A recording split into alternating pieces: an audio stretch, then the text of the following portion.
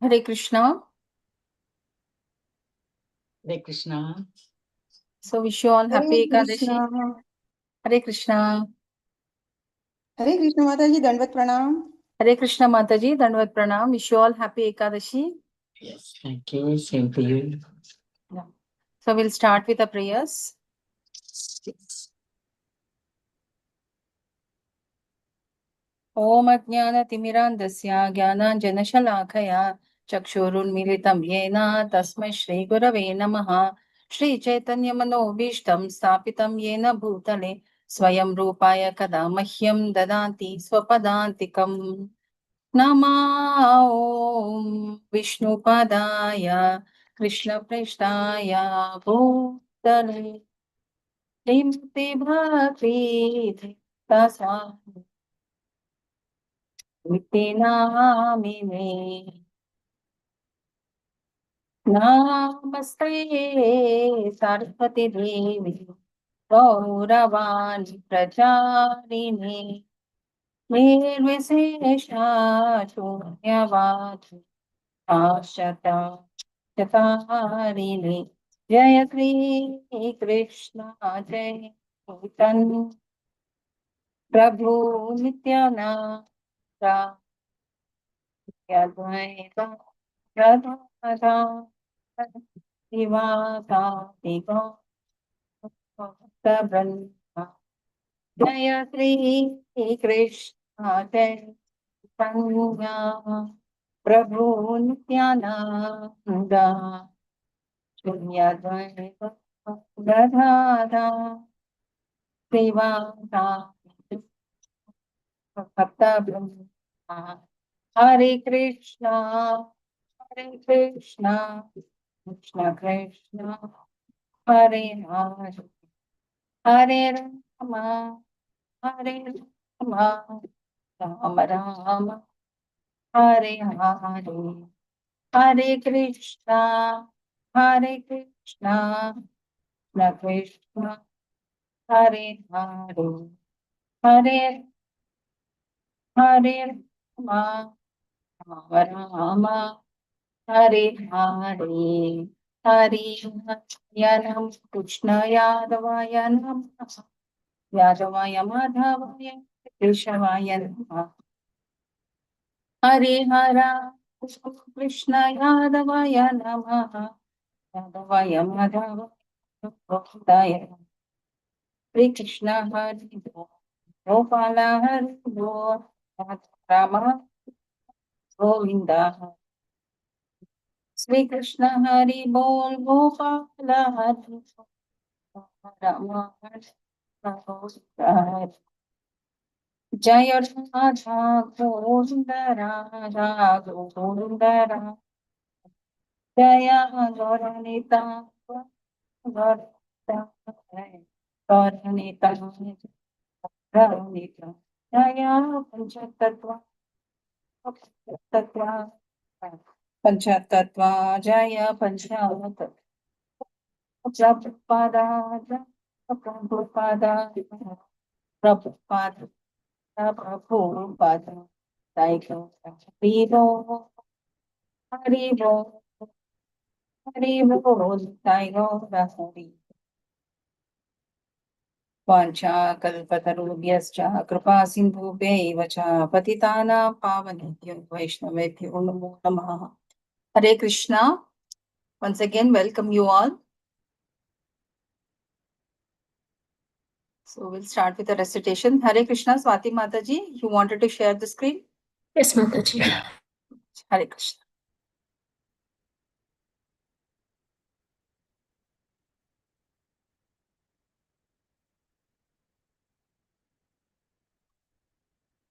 अथ प्रथमोऽध्यायः धृतराष्ट्र उवाच धर्मक्षेत्रे कुरुक्षेत्रे सामवेतायुयुत्सवः मामका पाण्डवाश्चैव किम अकुर्वत सञ्जय सञ्जय उवाच दृष्ट्वा तु पाण्डवानीकं व्यूढं दुर्योधनस्तथा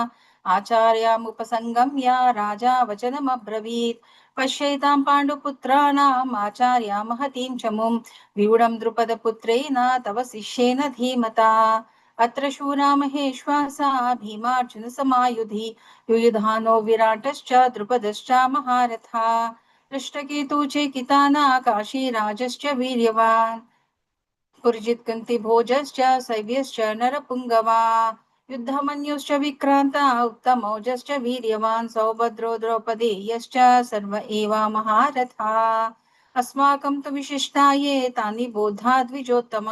नायका मम सैन्यस्य सम्यार्थं तान् ब्रवीमि ते भवान् भीष्मश्च कर्णश्च कृपश्च समितिञ्जय अश्वत्थामा विकर्णश्च सौमदत्तिस्तथैव च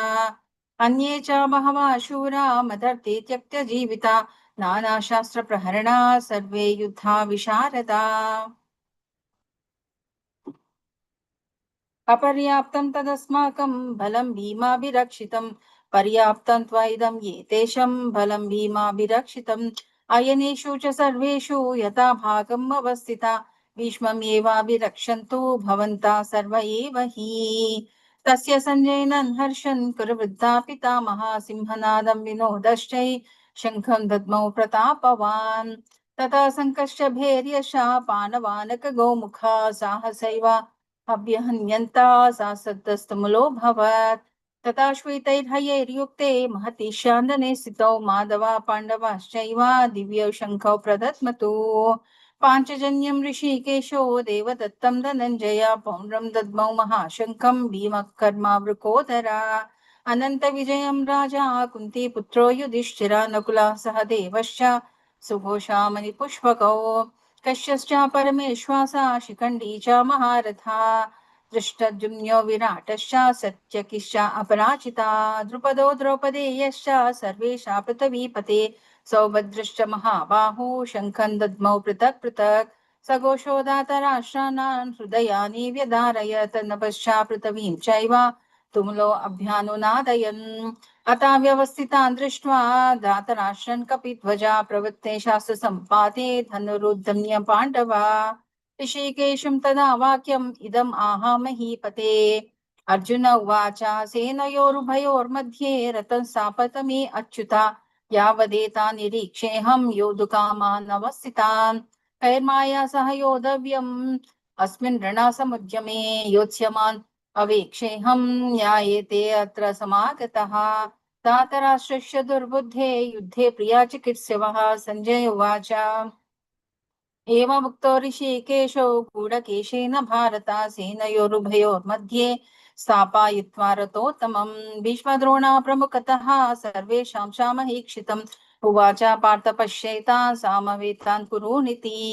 तत्र पश्यास्थितान् पार्था पितॄन् अथा पितामहा आचार्यं मातुलान् भ्रात्रान् पौत्रं सखींस्तथा श्वाशुरान् सुहृदश्चैव उभयोरपि तान् समीक्षस्य कौन्तेय सर्वान् बन्धून् अवस्थितान् कृपया पर्याविष्टो विषिद्धन्निदमब्रवीत्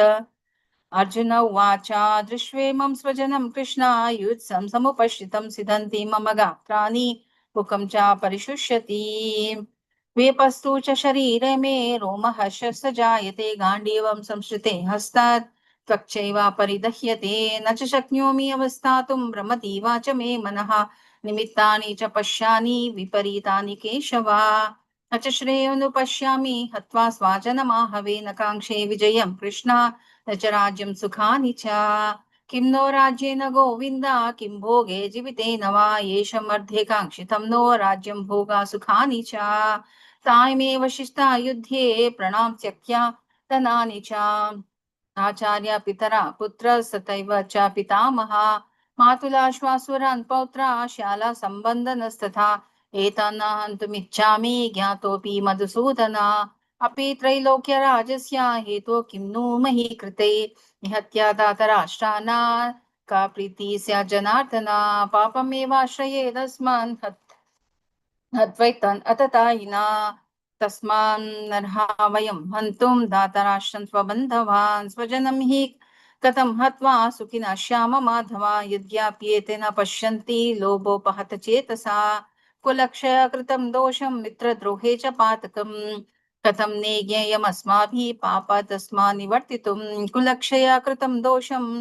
प्रापास्याद्भिर्जनादना कुलक्षये प्रणश्यन्ति कुलधर्मा सनातना धर्मे नष्टे कुलं कृष्णम् अधर्मो विभवत्युता अधर्मो विभवत् कृष्ण प्रदुष्यन्ति कुलस्त्रिया स्त्रीषु दुष्टा सुवर्ष्णेया जायते वर्णसङ्करा शङ्करा नरकायैव कुलज्ञानं कुलस्य च पतन्ति पितरो ह्यसं लुप्तपिण्डोदकक्रिया दोषैरेतिर्कुलज्ञानं वर्णसङ्करकारकये उत्साद्यन्ते जातिधर्मा कुलधर्मा च शाश्वता उत्सन्ना कुलधर्माणां मनुष्याणां जनार्दना नरके नियतं वासो भवतीति अनुशुश्रुमा अहो बाता महत्पापं कर्तुं व्यावासिता वयं यद् राजा सुखलोभेन हन्तुं स्वजनमुच्यता यदि माम प्रतीकारं शास्त्रपानया धातराश्चरणे हन्योस्तन्मे क्षेमतरं भवेत् संजय उवाच एवमुक्तार्जुना सङ्ख्ये रतोपास्तावि उपाविशत् विसिज्यासासरं चापं शोकसंविज्ञमानसा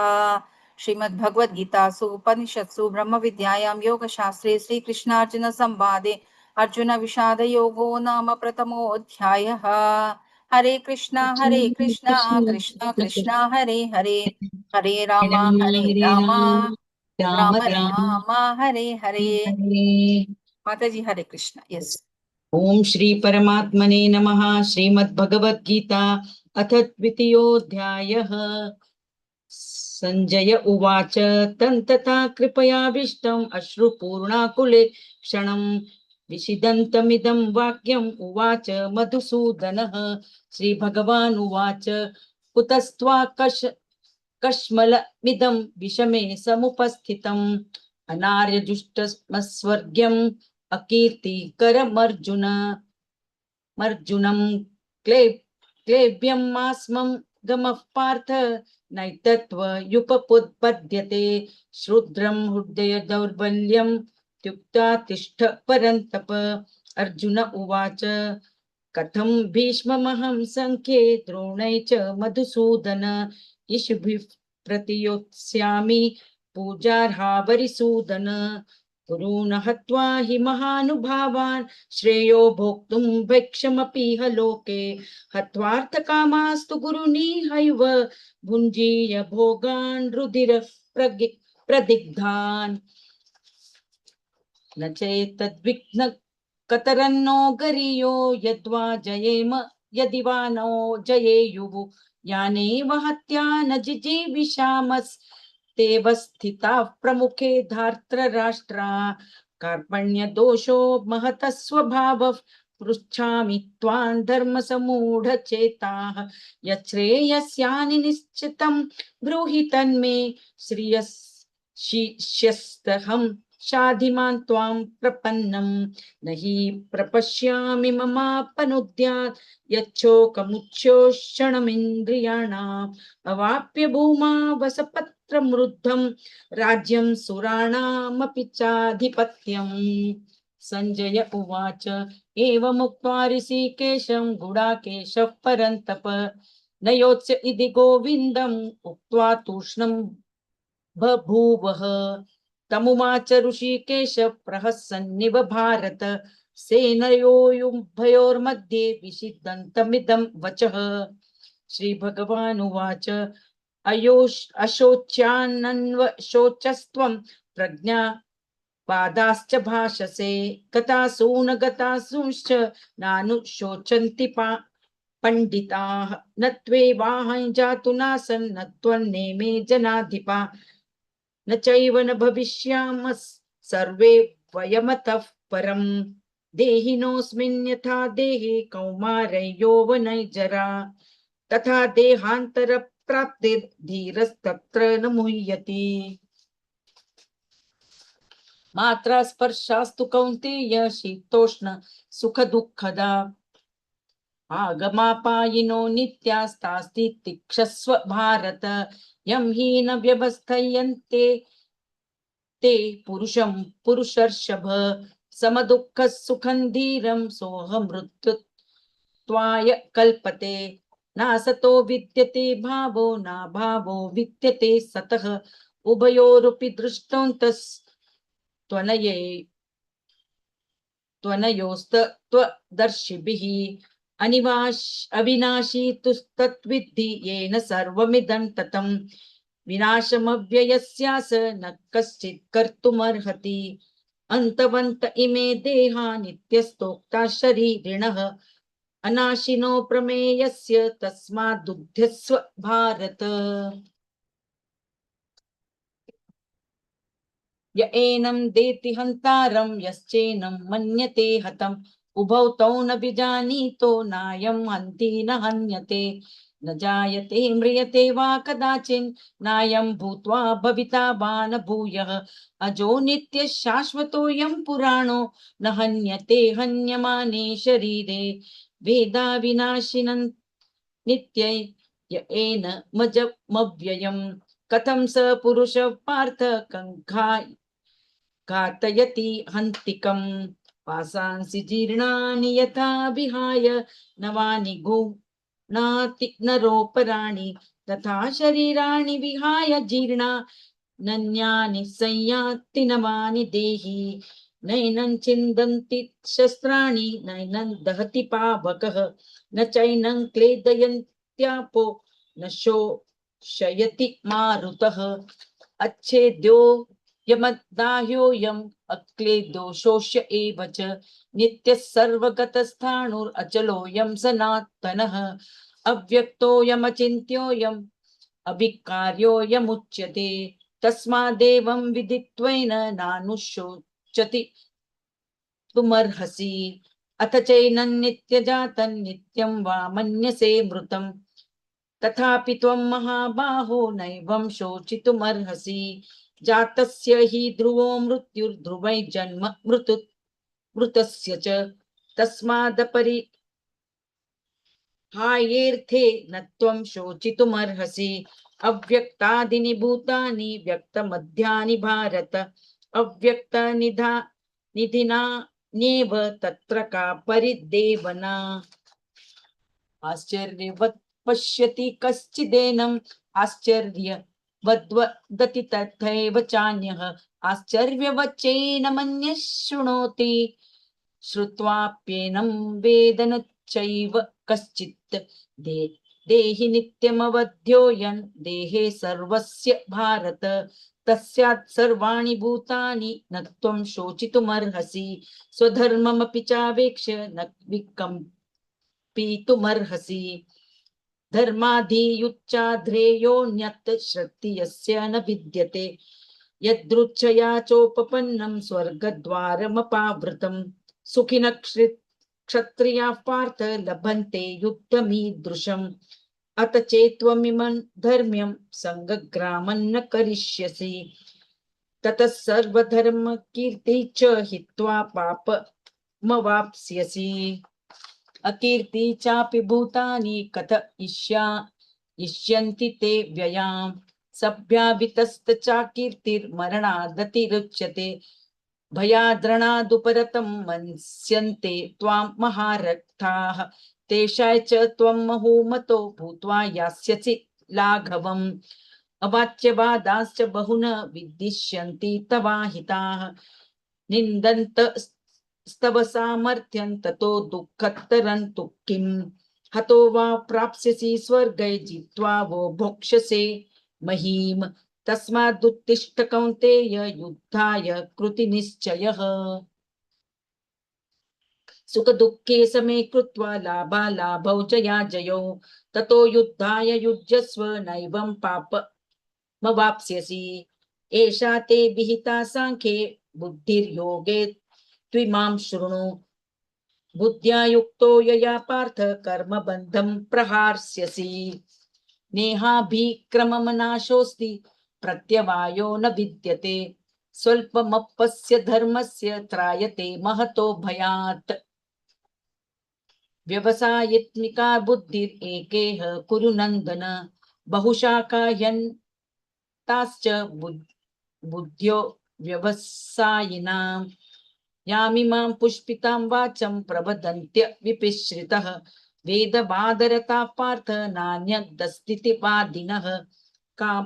कामात्मानः स्वर्गपरा जन्म कर्म फलप्रदां क्रिया विशेष बहुलां भोगेश्वर्य गतिं प्रति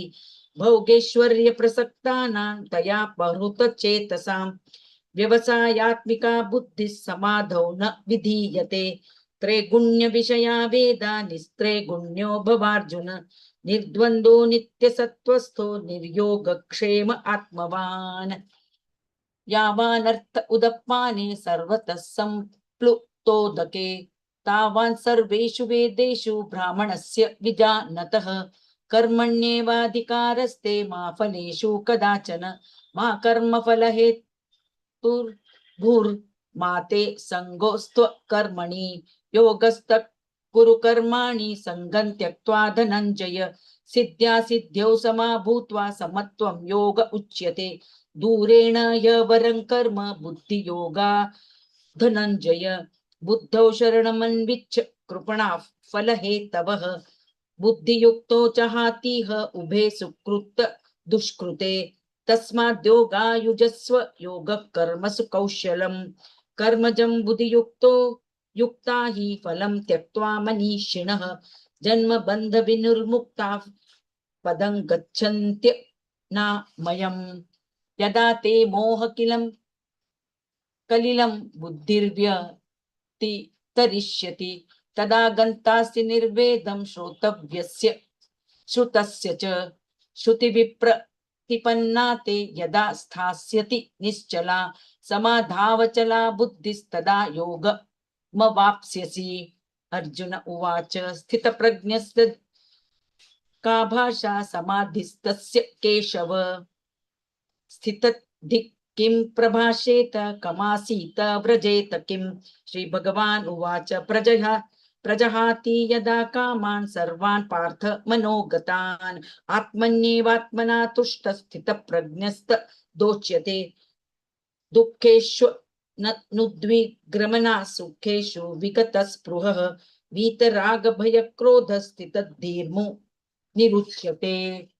यः सर्वत्रानभिस्नेहस्तत्तत्पर्य प्राप्य शुभाशुभम् यदा संहृते चाहं कुर्मो ज्ञानीव सर्वशः इन्द्रियाणीन्द्रियार्थेभ्यस्तस्य प्रज्ञा प्रतिष्ठिता विषया विनिवर्तन्ते निराहारस्य देहिनः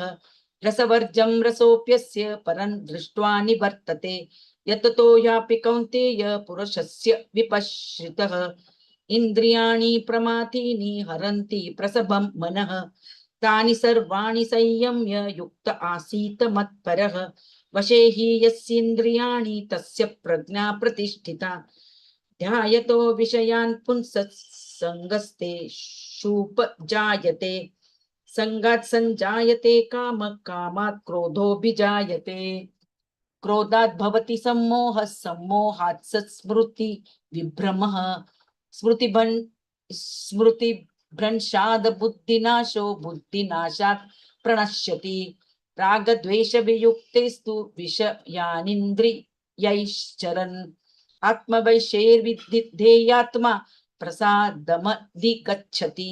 प्रसादे सर्वदुःखानां हानिरस्योपजायते प्रसन्नचेतसो याशु बुद्धिः पर्यवतिष्ठते नास्ति बुद्धियुक्तस्व नच्चायुक्तस्य भावना नच्चाभवयतः शान्तिरशान्त्यस्य कुतः सुखम् इन्द्रियाणां हि चरते यन्मनो नुविधीयते तदस्य हरति प्रज्ञा वायुर्नावमि वाम्भसि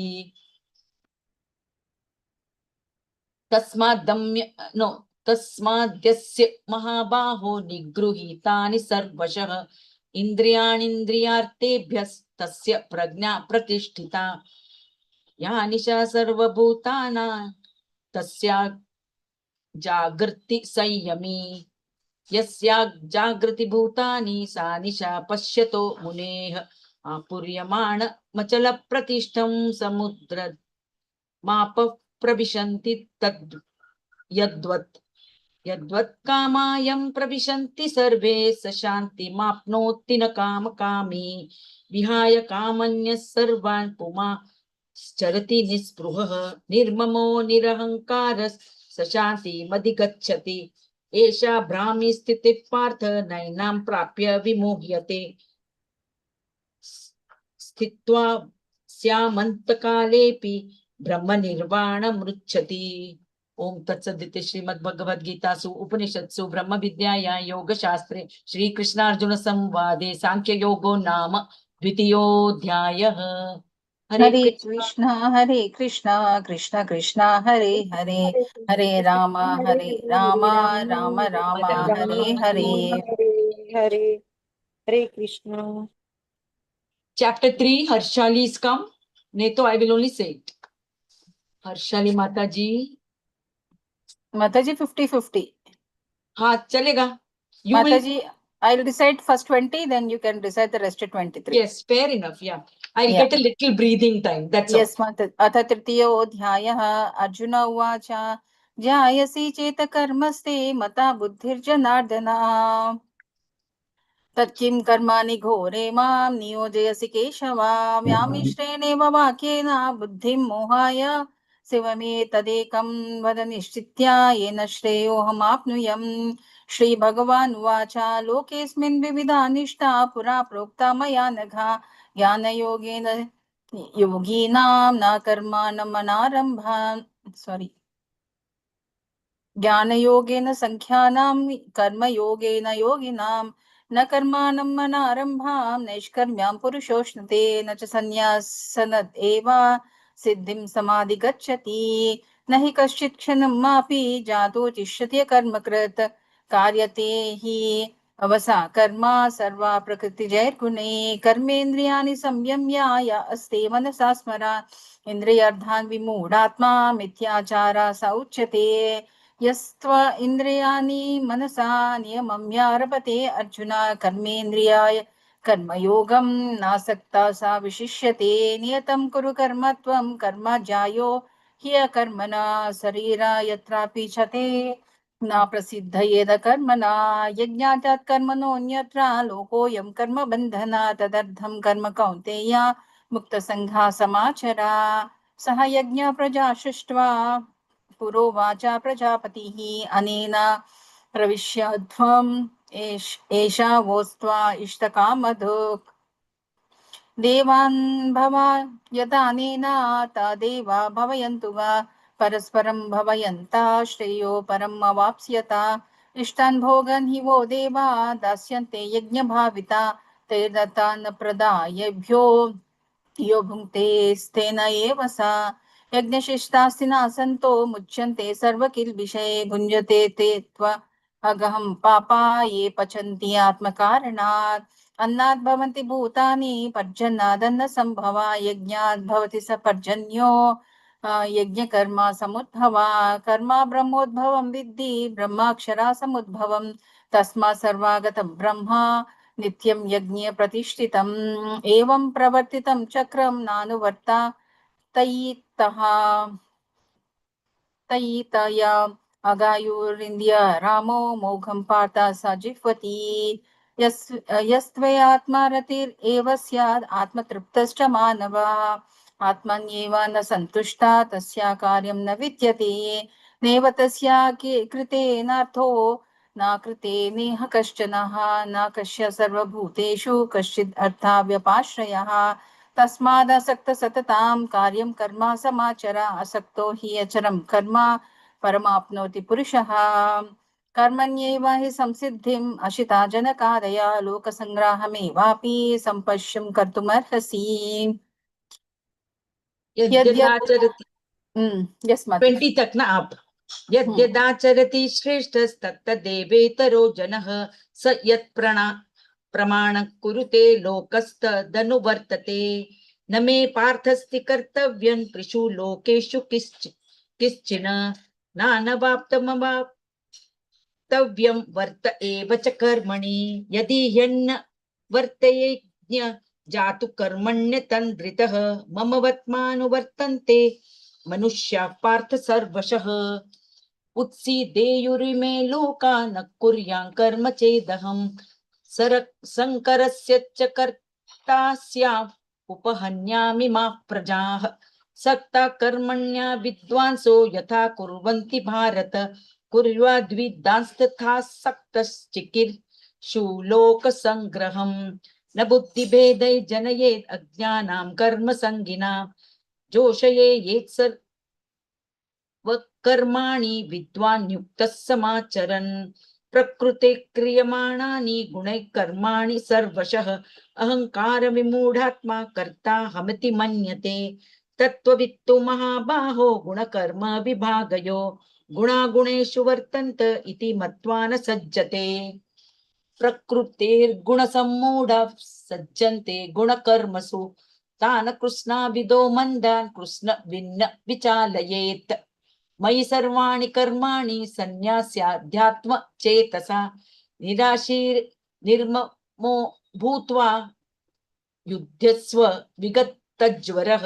ये मे मदमितं नित्यम् अनुतिष्ठन्ति मानवाः श्रद्धावन्तो न सूयन्तो मुच्यन्ते तेऽपि कर्मभिः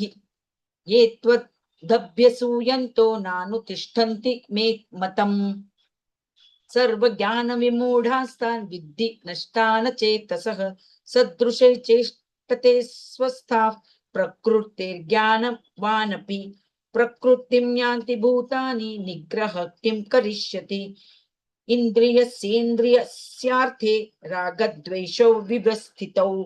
तयोर्न वशमागच्छेत् तौ ह्यस्य परिपन्थिनौ श्रेयान् सर्वधर्मो विगुणः परमधर्मात्सु स वनुष्ठितात् सर्वधर्मे निधनं श्रेयः परमधर्मो भयावहः अर्जुन उवाच अथ केन प्रयुक्तोऽयं पापैश्चरति पूरुषः अनिच्छत्रपि वार्ष्णेय बलादिव नियोजितः श्रीभगवानुवाच काम एष क्रोध एष रजो गुणसमुद्भवः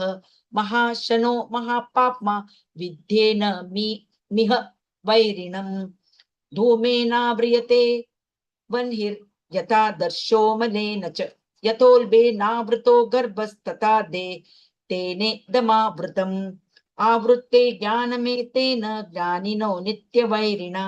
कामरूपेण कौन्तेय दुष्पूरेणा नलेन च इन्द्रियाणि मनोबुद्धिरस्याधिष्ठान मुच्यते एतैर्विमोहय यत्येष ज्ञानमवृत्य मावृत्य देहिनम् तस्मात् तस्मिन्द्रियाण्यादौ नियम्य भरतर्षभ पाप्यानां प्रजह्यन्यै ज्ञान विज्ञान नाशनम् इन्द्रियाणि पराण्याहुर् इन्द्रियेभ्यः परं मनः मनसस्तु परा बुद्धिर्यो बुद्धेः परतस्तु सः एवं बुद्धेः परं बुद्ध्वा संस्थभ्यात्मा न मात्मना जहि शत्रुं महाबाहो कामरूपं दुरासदम् ओम तत्सदिति श्रीमद्भगवद्गीतासु उपनिषत्सु ब्रह्म विद्यायां योगशास्त्रे श्रीकृष्णार्जुन संवादे कर्मयोगो नाम तृतीयोऽध्यायः हरे कृष्ण कृष्ण कृष्ण हरे हरे हरे राम राम राम हरे हरे हरे कृष्णा। फोर किसका है हरे कृष्ण मंडली। हरे कृष्णा। यस माताजी। ऋतिका ना रश्मिका। रश्मिका ओके ओम श्री परमात्मने नमः। अथ चतुर्थोऽध्यायः ज्ञानकर्म संन्यासयोगः। श्रीभगवानुवाच इमं विवस्वते योगं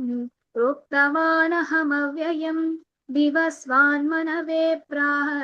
मनुरिक्ष्वाकवे ब्रवीत् एवं परम्परा प्राप्तुम् इमं राजर्षयो विदुः सकाले नेह महता योगो नष्टः परन्तप स एवायं मया तेद्य योगः प्रोक्तः पुरातनः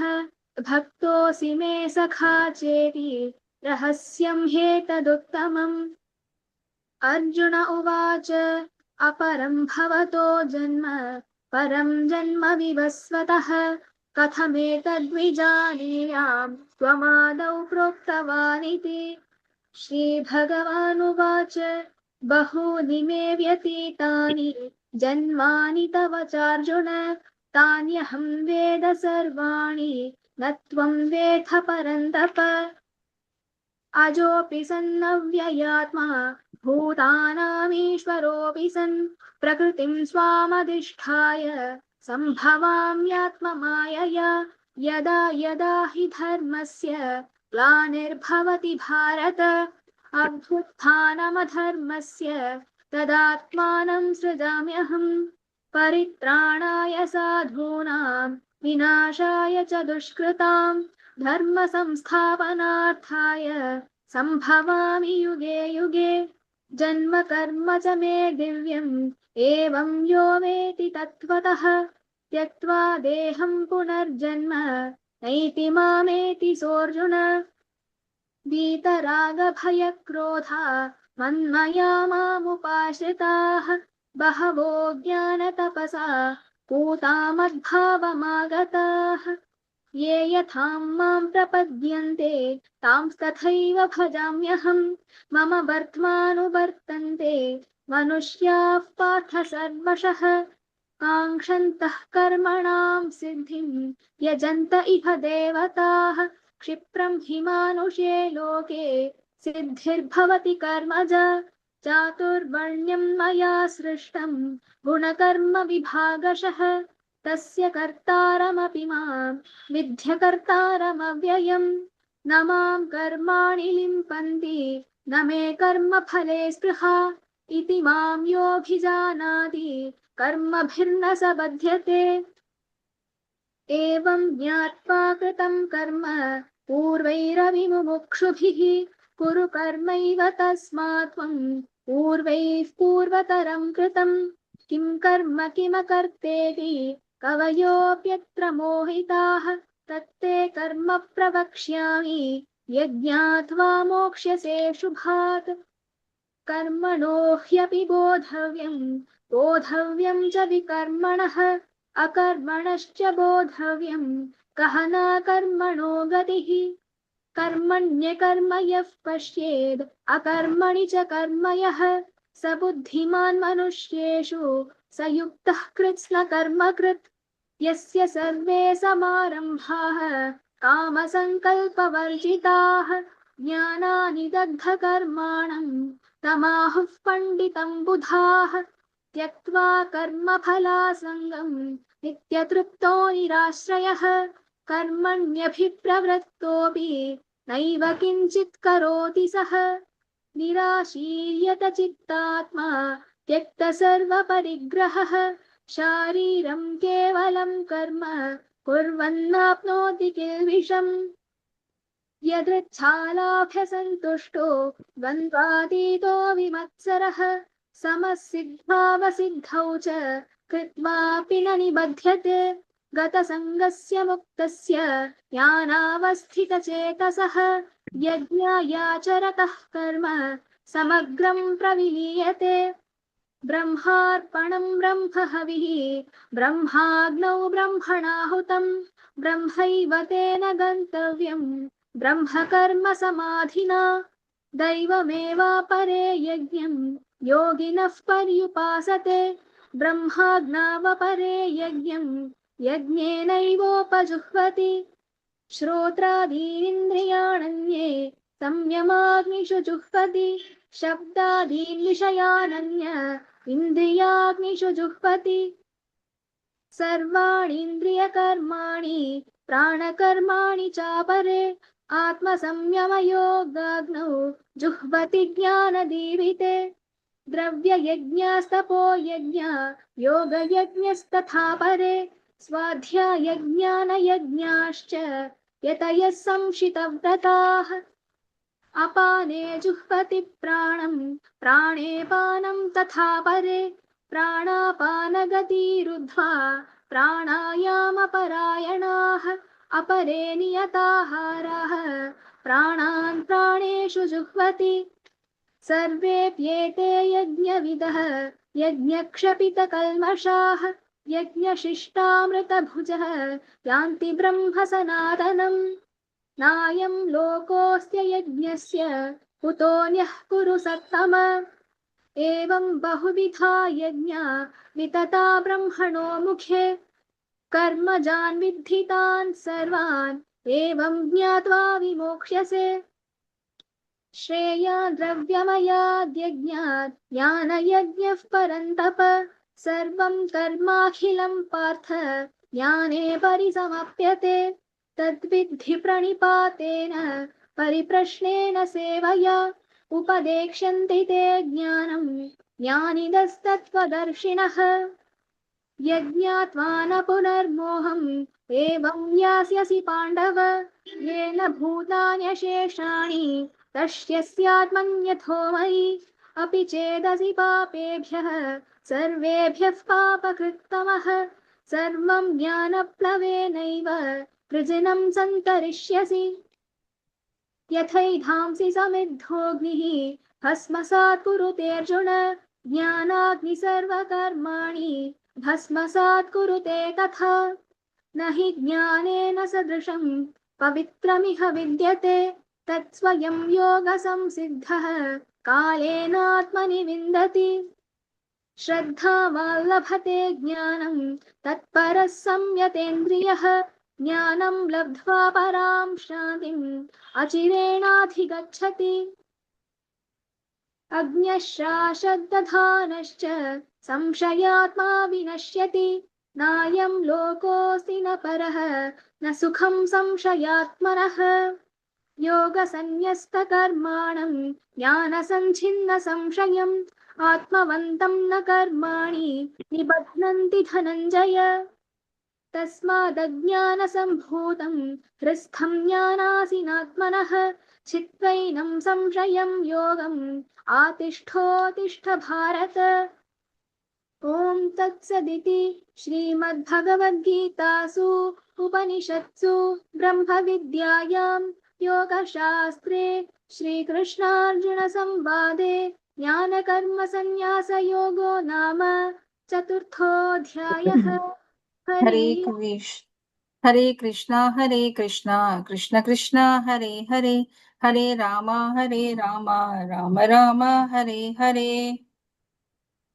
Hare Krishna Mataji. Yes, Mataji. Mataji, actually,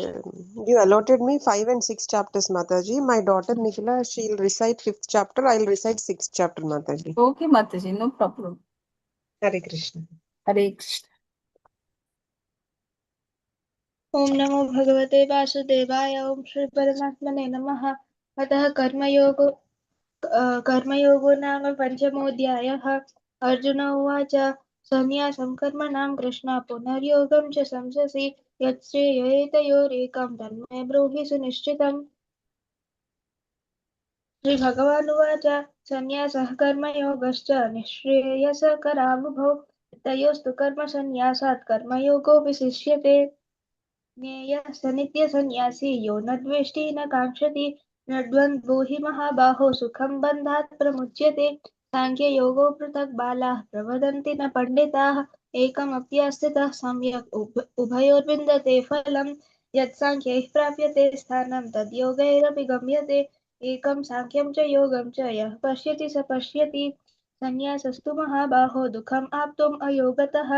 योगयुक्तो मुनिर्ब्रह्म न चिरेणाधिगच्छति योगयुक्तो विशुद्धात्मा विजितात्मा जितेन्द्रियः सर्वभूतात्मा कुर्वन्नपि न लिप्यते नैव किञ्चित् करोमीति युक्तो मन्येत तत्त्ववित् पश्यन् शृण्वन् स्पृशन् जिघ्रन् अश्नन् गच्छन् स्वपन् स्वशन् प्रलपन् विसृजन् गृह्णन् उन्मिषन् निमिषन्नपि इन्द्रियाणीन्द्रियार्थेषु वर्तन्त इति धारयन् ब्रह्मण्यादाय कर्माणि सङ्गं त्यक्त्वा करोति यः लिप्यते न स पापेन पद्मपत्रम् इवाम्भसा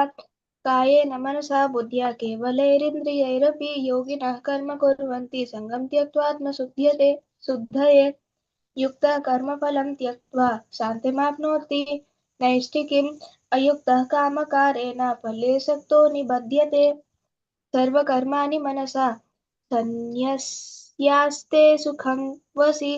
नवद्वारे पुरे देहि नैव कुर्वन्न कारयन्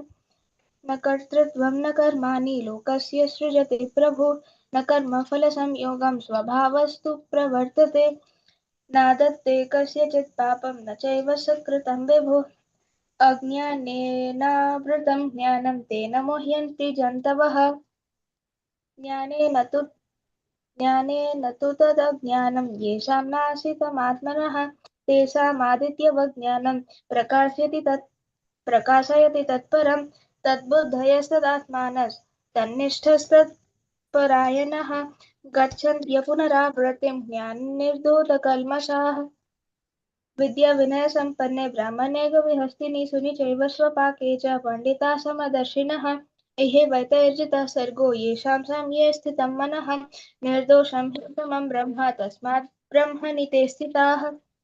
न प्रहृष्येत् प्रियं प्राप्य नोद्विजेत् प्राप्य चाप्रियं स्थिरबुद्धिरसम्मूढो ब्रह्मविद् ब्रह्मणि स्थितः बाह्यस्पर्शेव सक्तात्मा विन्दत्यात्मनि यत् सुखं स ब्रह्मयोगयुक्तात्मा सुखमक्षयमश्नुते ये हि संस्पर्शजा भोगा दुःखयोनय एव ते आद्यन्तवन्त कौन्तेय तेषु रमते बुधः शक्नोति हैव यत् सोढुं प्राक्शरीरविमोक्षणात् कामक्रोधोद्भवं वेगं स युक्तः स सुखी नरः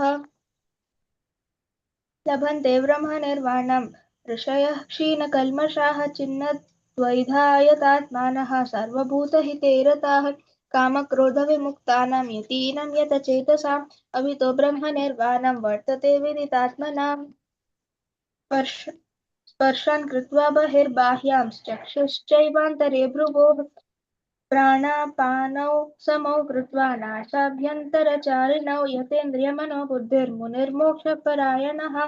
विगतेच्छ भयक्रोधो यः सदा मुक्त एव सः भोक्तारां यज्ञतपसां सर्वलोकमहेश्वरं सुहृदं सर्वभूतानां ज्ञात्वा मां शान्तिं पृच्छति ॐ तत्सदिति श्रीमद्भगवद्गीतासु उपनिषत्सु ब्रह्मविद्यायां योगशास्त्रे श्रीकृष्णार्जुनसंवादे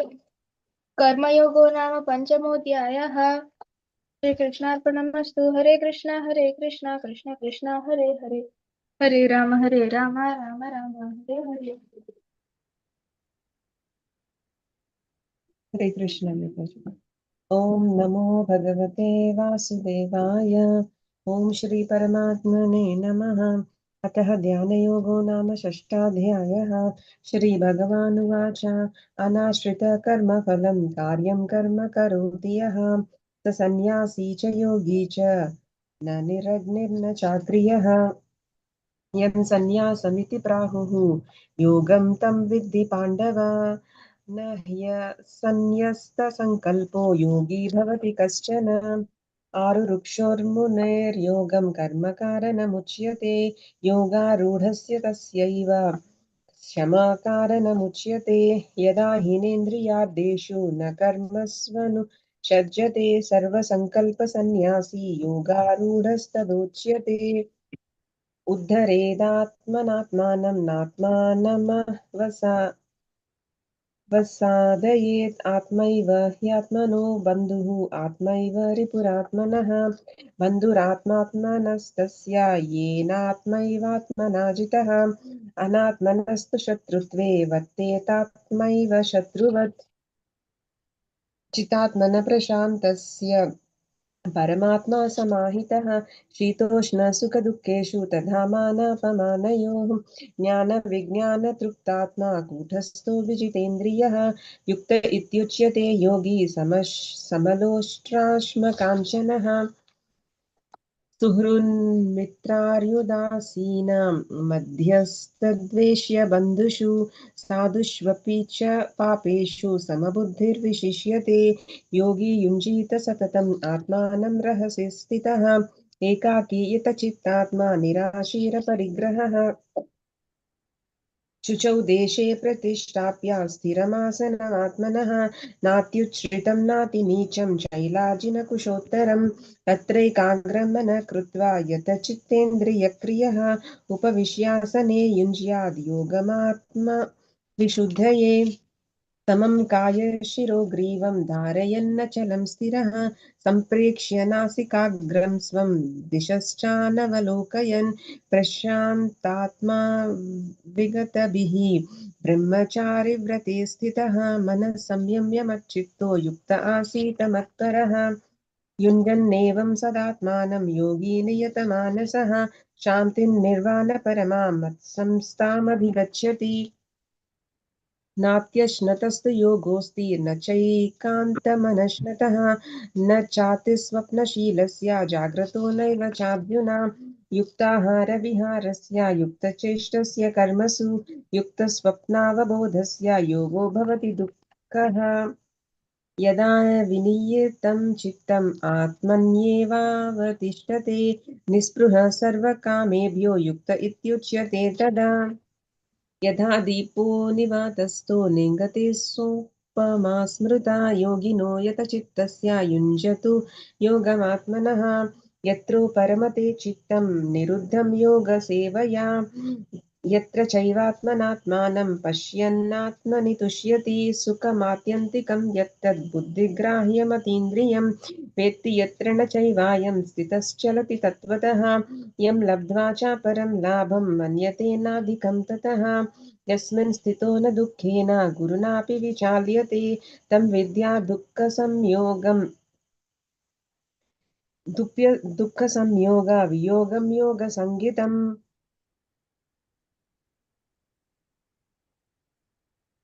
निश्चयेन योक्तव्यो योगो निर्विण्णचेतसा सङ्कल्पप्रभवान् कामान् त्यक्त्वा सर्वान् शेषतः मनस्सैवेन्द्रियग्रामं विनियम्य समन्ततः शनैरुपरमेद् बुद्ध्या धृतिगृहीतया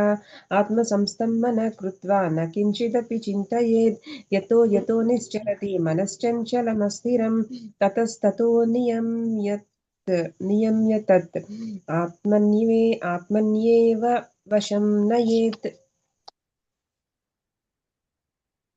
प्रशान्तमनसं ह्येनं योगिनं सुखमुत्तमम् उपैति शान्तरजसं ब्रह्मभूतमकल्मषम् युञ्जन्नेवं सदात्मानं योगी विगतकल्मषः सुखेन ब्रह्म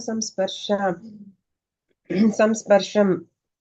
अत्यन्तं सुखमश्नुते सर्वभूतस्थमात्मानं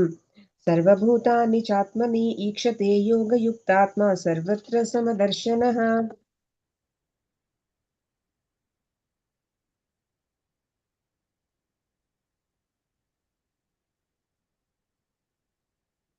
यो मां पश्यति सर्वत्र सर्वं च मयि पश्यति तस्याहं न प्रणश्यामि स च मे न प्रणश्यति सर्वभूतस्थितं यो मां भजत्येकत्वमास्थितः सर्वधा वर्तमानोऽपि स योगी मयि वर्तते आत्मौपन्येन सर्वत्र समं पश्यति योऽर्जुन सुखं वा यदि वा दुःखं स योगी परमो मतः अर्जुन उवाच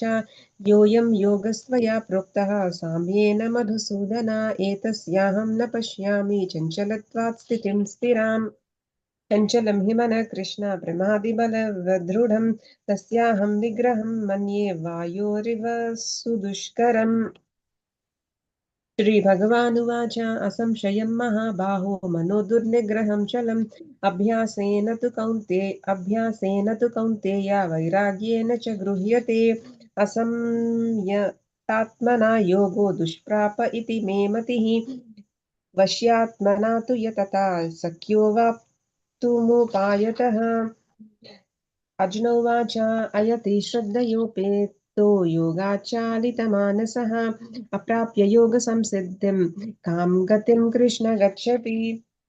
तच्छिन्नो भयविभ्रष्टा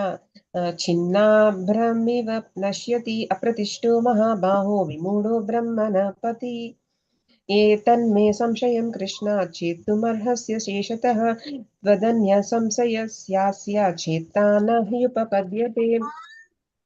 श्रीभगवानुवाच पार्थ नैवेह नामुत्र विनाशस्तस्य विद्यते न हि कल्याणकृत् कश्चित् दुर्गतिं तात गच्छति प्राप्य पुण्यकृतां लोकान् उषित्वा शाश्वती समाः शुचीनां श्रीमतां गेहे योगभ्रष्टोऽभिजायते अथवा योगिनामेव कुले भवति धीमताम् एतद्धि दुर्लभतरं लोके जन्म यदीदृशं तत्र तं बुद्धिसंयोगं लभते पौर्वदेहिकं यतते च ततो भूयः संसिद्धौ कुरु नन्दन पूर्वाभ्यासेन तेनैव ह्रियते ह्यवशोऽपि सः जिज्ञासुरपि योगस्य शब्दब्रह्माति वर्तते प्रयत्नाद्यतमानस्तु योगी संशुद्धिकिल्बिषः अनेकजन्म संसिद्धः ततो याति परां गतिम् तपस्विभ्योऽधिको योगी ज्ञानिभ्योऽपि मतोऽधिकः कर्मिभ्यश्चाधिको योगी तस्माद् योगी भवार्जुन योगिनामपि सर्वेषां मद्गतेनान्तरात्मना श्रद्धावान् भजते यो मां समे युक्ततमो मताः ॐ तत्सदिति श्रीमद्भगवद्गीतासु उपनिषत्सु ब्रह्मविद्यायां योगशास्त्रे श्रीकृष्णार्जुनसंवादे ध्यानयोगो नाम षष्ठोऽध्यायः सर्वं श्रीकृष्णार्पणमस्तु हरे कृष्णा कृष्ण कृष्ण कृष्ण कृष्ण कृष्ण हरे हरे हरे हरे हरे हरे राम हरे राम राम राम हरे हरे कृष्ण कृष्ण हरे हरे हरे राम हरे हरे हरे राम हरे Ram Ram Ram Hare Hare Hare Krishna. Who wanted to recite next? Okay. अथ सप्तमोऽध्यायः श्रीभगवानुवाच मय्यासक्तमनो मनः पार्थ योगं युञ्जन्मदाश्रया संशयं समग्रं मां यथा ज्ञास्यसि तच्छृणुः ज्ञानं तेऽहं सविज्ञानम् इदं वाक्यासमि अशेषतः यज्ञात्वा नेह भूयोऽन्य ज्ञात्वाव्यम् अवशिष्यते मनुष्याणां सहस्रेषु कश्चित् यतति सिद्धये यततम् अपि सिद्धानां कश्चिन्मां वेति तत्त्वता भूमिरापो नलो वायु खं मनो बुद्धिरेव च अहङ्कारावितीयं ये भिन्ना प्रकृतियास्तथा अपरेयं इतस्त्वे अन्यं प्रकृतिं विद्धि मे परां जीवभूतं महाबाहो ययेदं धार्यते जगत् एतद्योनीनि भूतानि सर्वाणि उपधारया अहं कृष्णाय जगतः प्रभवा प्रलयस्तथा मत्ता परतरं नान्यात् किञ्चिदस्ति धनञ्जय मयि सर्वमिदं प्रोतं शूद्रे मणिगणा इव रसोऽहम् अप्स कौन्तेय प्रभस्मि शशिसूर्ययो प्रणवा सर्वस्वेदेषु श्रद्धा के पौरुषं वृषु पुण्यो गन्धा पृथिव्यं च तेजश्चस्मि विभावसो जीवानां सर्वभूतेषु तपस्विषु बीजं मां सर्वभूतानां विद्धि पार्थ सनातनं बुद्धिर्बुद्धिर्मतामस्मि तेजस्तेजस्विनामहं बलवता चाहं कामरागाविवर्जितं धर्मो विरुद्धभूतेषु कामोऽस्मि भरतर्षभा ये चैव सात्विका भावा रजसा तामसश्च ये मत्ता एवेति तद्विद्धि नात्वाहं तेषु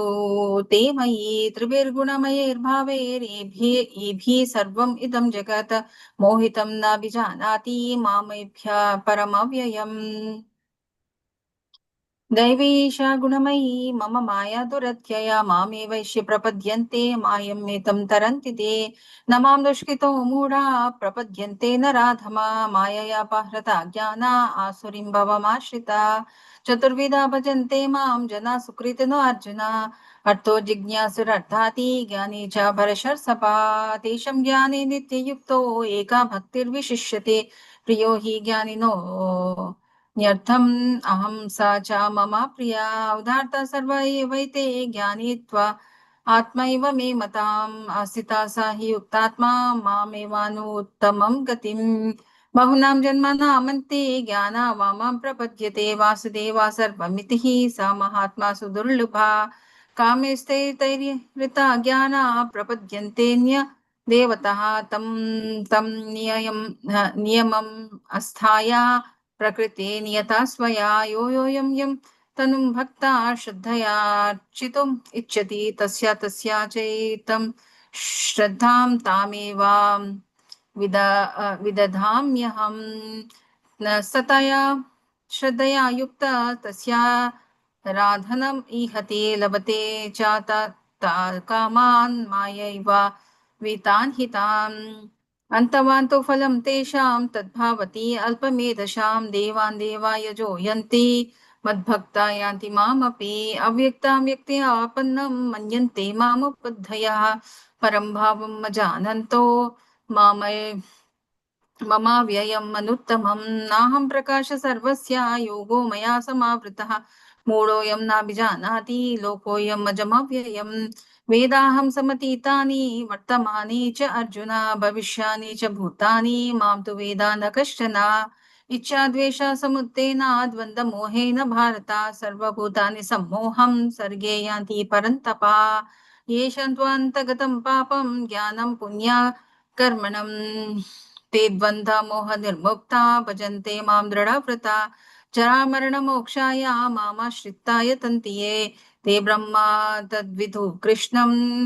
अध्यात्मं कर्म चाखिलं साधिबुद्धान्ति दैवं मां साधियज्ञं च ये विदुः प्रयाणकालेऽपि च मां ते विधुर्युक्तचेतसा श्रीमद्भगवद्गीतासु उपनिषत्सु ब्रह्मविद्यायां योगशास्त्रे श्रीकृष्णार्जुनसंवादे ज्ञानविज्ञानयोगो नाम सप्तमोऽध्यायः हरे Hare Krishna Krishna, Hare Krishna, Krishna Krishna Krishna, Krishna Hare हरे Hare, Hare Hare Hare Ram Rama, Hare Rama, Ram Ram Rama Ram Rama, Hare हरे Hare. Hare Hare Krishna Hare Krishna. अथ अष्टमोऽध्यायः अर्जुन उवाच किं तद्ब्रह्म किम् अध्यात्मं किं कर्म पुरुषोत्तम आदिभूतं च किं प्रोक्तम् आदिदैवं किमुच्यते आदियज्ञ कथं कोत्र देहेऽस्मिन् मधुसूदन हरे कृष्ण यस् अर्जुनवाच किं तद्ब्रह्म किम् अध्यात्मं किं कर्म पुरुषोत्तमा अधिभूतं च किं प्रोक्तम् अधिदेवं किमुच्यते अधियज्ञा कथं कोत्रा देहेऽस्मिन् मधुसूदन प्रयाणकाले च काथं नेयोऽसि नियतं मभि श्रीभगवानुवाच अक्षरं ब्रह्म परमं स्वभावो अध्यात्म उच्यते भूतभावोद्भवाकारो विसर्ग कर्मसंज्ञिना अधिभूतं शरोभाव पुरुषाचादिदेवतम् अधियज्ञो अहमेव देहे देहाभृतं वराम् अन्तकाले च मामेव स्मरन् मुक्त्वा कलेवरम् यापयाति समद्भावं यति नास्ति यत्र संशयः यं यं वापि स्मरन् भावं त्यजति अन्त्यकाले वरम्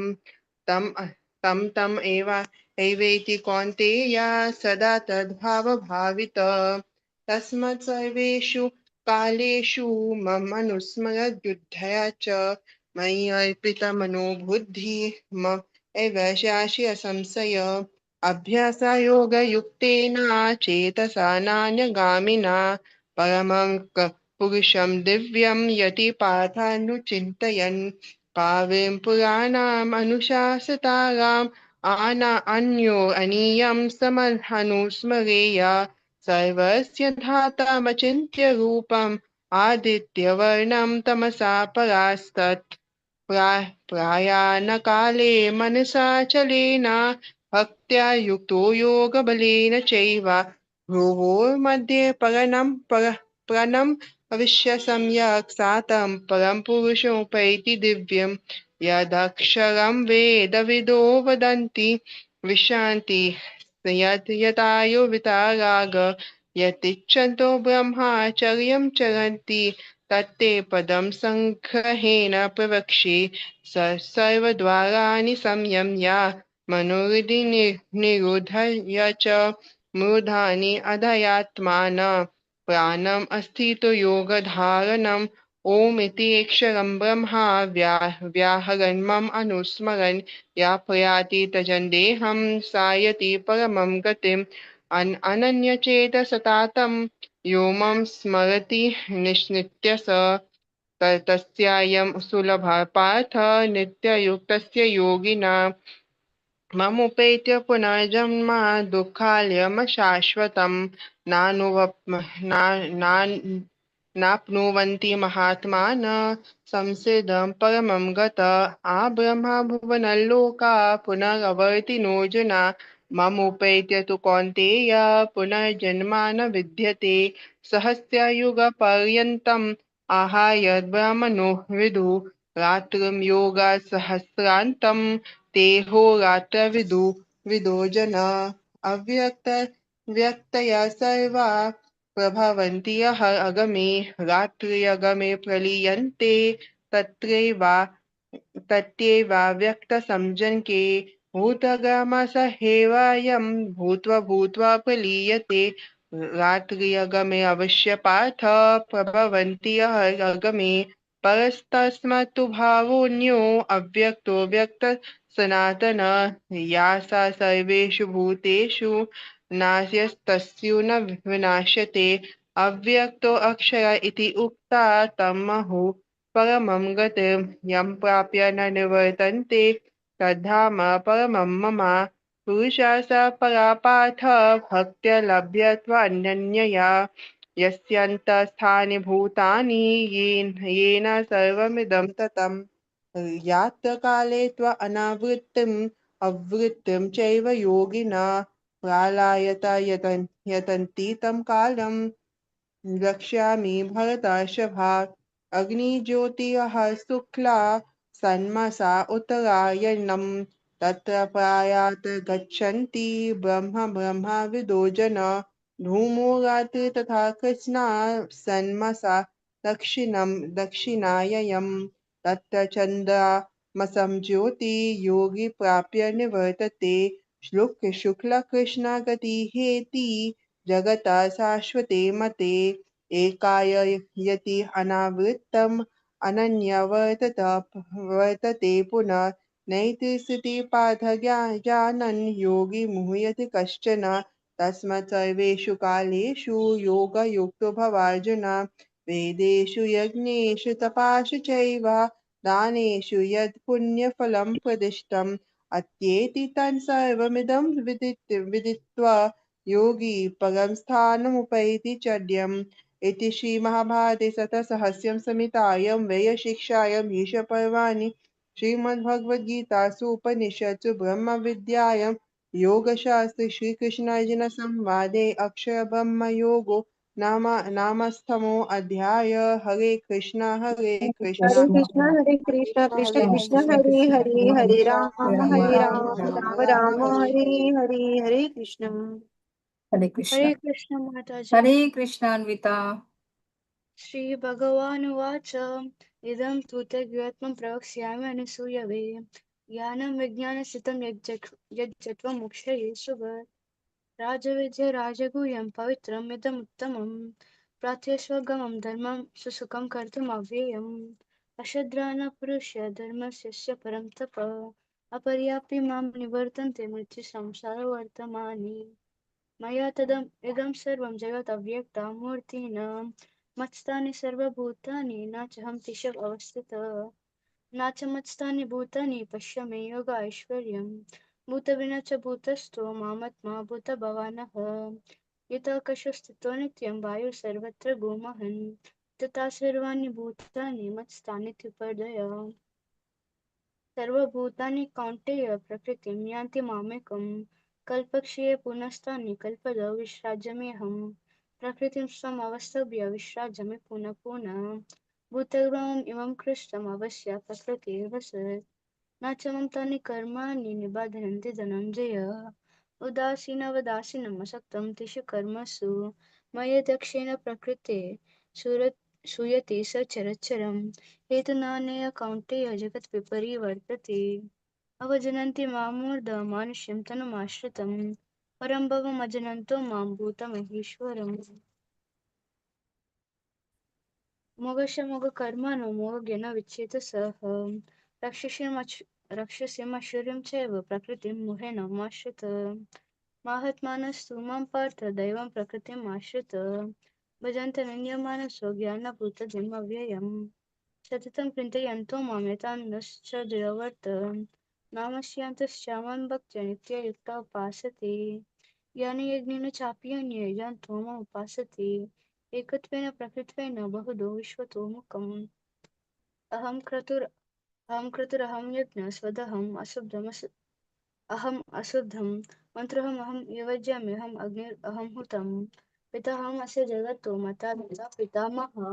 वेद्यं पवित्रम् ओङ्कार ऋक्सम यजुर्वेद च कथिर्भ्रद प्रभु साक्षी वशाशनं श्रुतु प्रभवा प्रलयास्थानं निधनं बीजमव्ययम् तापम्यहं वर्षं निगानं विसर्जमि च अमृतं च मृत्युश्च सदसच्चहम् अर्जुन त्रैविद्यमं समपूतपाप यज्ञैरिस्तु असवतिं प्रतयन्ति ते पुण्यमसद्य सुरेन्द्रलोकम् अश्नान्ति दिव्यं दिविदेव भोगम् एतं भुक्त्वा सर्वलोकं विषमं किंशे पुण्यमातुलोकं विशान्ति एवं त्रिधर्मम् अनुप्रपन्ना गतागतं कामकामा लभते अनन्येन चिन्तयन्तो मां ये ज्ञानापर्युपासते तेषां वियुक्तानां योगक्षरं वहाम्यहम् ये अपि अन्यदेवता भक्तय यजान्ति श्रद्धयान्वितान् ते अपि मां कौन्तेय यजान्ति अविद्यपूर्वकम् अहं सर्वयज्ञानां भोक्तश्च प्रभुरेव च न तु माम् अभिजानन्ति तत्त्वेन स्यवन्ति ते यति देवं यत्र पितान्यति पिताव्रत भूतान्यति भूततेज यदि मां यजिनोऽपि माम् पात्रं पुष्पं पहलं तोयं यो मम भक्त्या प्रयच्छति तदहं भक्त्युपहर्तुम् अश्नामि प्रयतत्मनः यत्करोषि यद् अश्नासि यत् जुहोषि ददासि यत् तपस्यासि कौन्तेय तत् कुरुष्व मदार्पणम् शुभाशुभ पहलेरेव मोक्षये कर्मबन्धने संन्यासयोगयुक्तात्मा विमुक्तो पश्यसि समोहं सर्वभूतेषु नाम द्वेषस्ति न प्रिय ये भजन्ति तु मां भक्त्या मयि ते तेषु चाप्यहम् अपि चेत् सुदुरोचरो भजते मम अनन्यभक् सदुरेव च मान्वित सम्यक् भविष्ठो हि सः किंशं भवति धर्मात्मा तस्मत् शान्तिं निवाच्यति कौन्तेय प्रतिजिनीहि मामे भक्त्या प्रणश्यति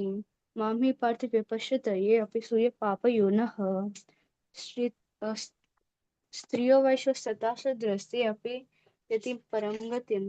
किं पुण्यब्रह्मणा पुण्यभक्तराजस्यस्ततः अनित्यमसुखं लोकमिमं प्रापय भजस्व मां मम अनुभव मद्भक्तमद्यजि मां नमस्कुरु ममेव स्वैषि युक्त्वैवम् आत्मानं मत्परयनः इति श्रीमद्भगवद्गीतासु उपनिषत्सु ब्रह्मविद्यानां योगशास्त्रे श्रीकृष्ण अर्जुन संवादे राजविद्या राजगुह्य योगो नमो नवमोऽध्यायः हरे कृष्ण कृष्ण कृष्ण हरे हरे हरे राम राम राम हरे हरे हरे कृष्ण माताजी। हरे कृष्ण माताजी। अथ दशमोऽध्यायः श्रीभगवानुवाच भूय एव महाबाहो शृणु मे परमं वचः यत्तेऽहं प्रीयमाणाय वक्ष्यामि हितकाम्यया न मे विदुःसुरगणाः प्रभवं न महर्षयः अहम् आदिर्हि देवानां महर्षीणां च सर्वशः यो मामजमनादिं च वेत्ति लोकमहेश्वरम् असम्मूढः समर्थ्येषु सर्वपापैः प्रमुच्यते बुद्धिर्ज्ञानमसम्मोहः क्षमा सत्यं दमः शमः सुखं दुःखं भवो भावो भयं चाभयमेव च अहिंसा समता तुष्टिः तपोदानं यशो यशः भवन्ति भावा भूतानां मत्त एवे पृथग्विधाः महर्षयः सप्त पूर्वे चत्वारो मनवस्तथा मद्भावा मानसा जाता येषां लोक इमः प्रजाः एतां विभूतियोगं च मम यो वेत्ति तत्त्वतः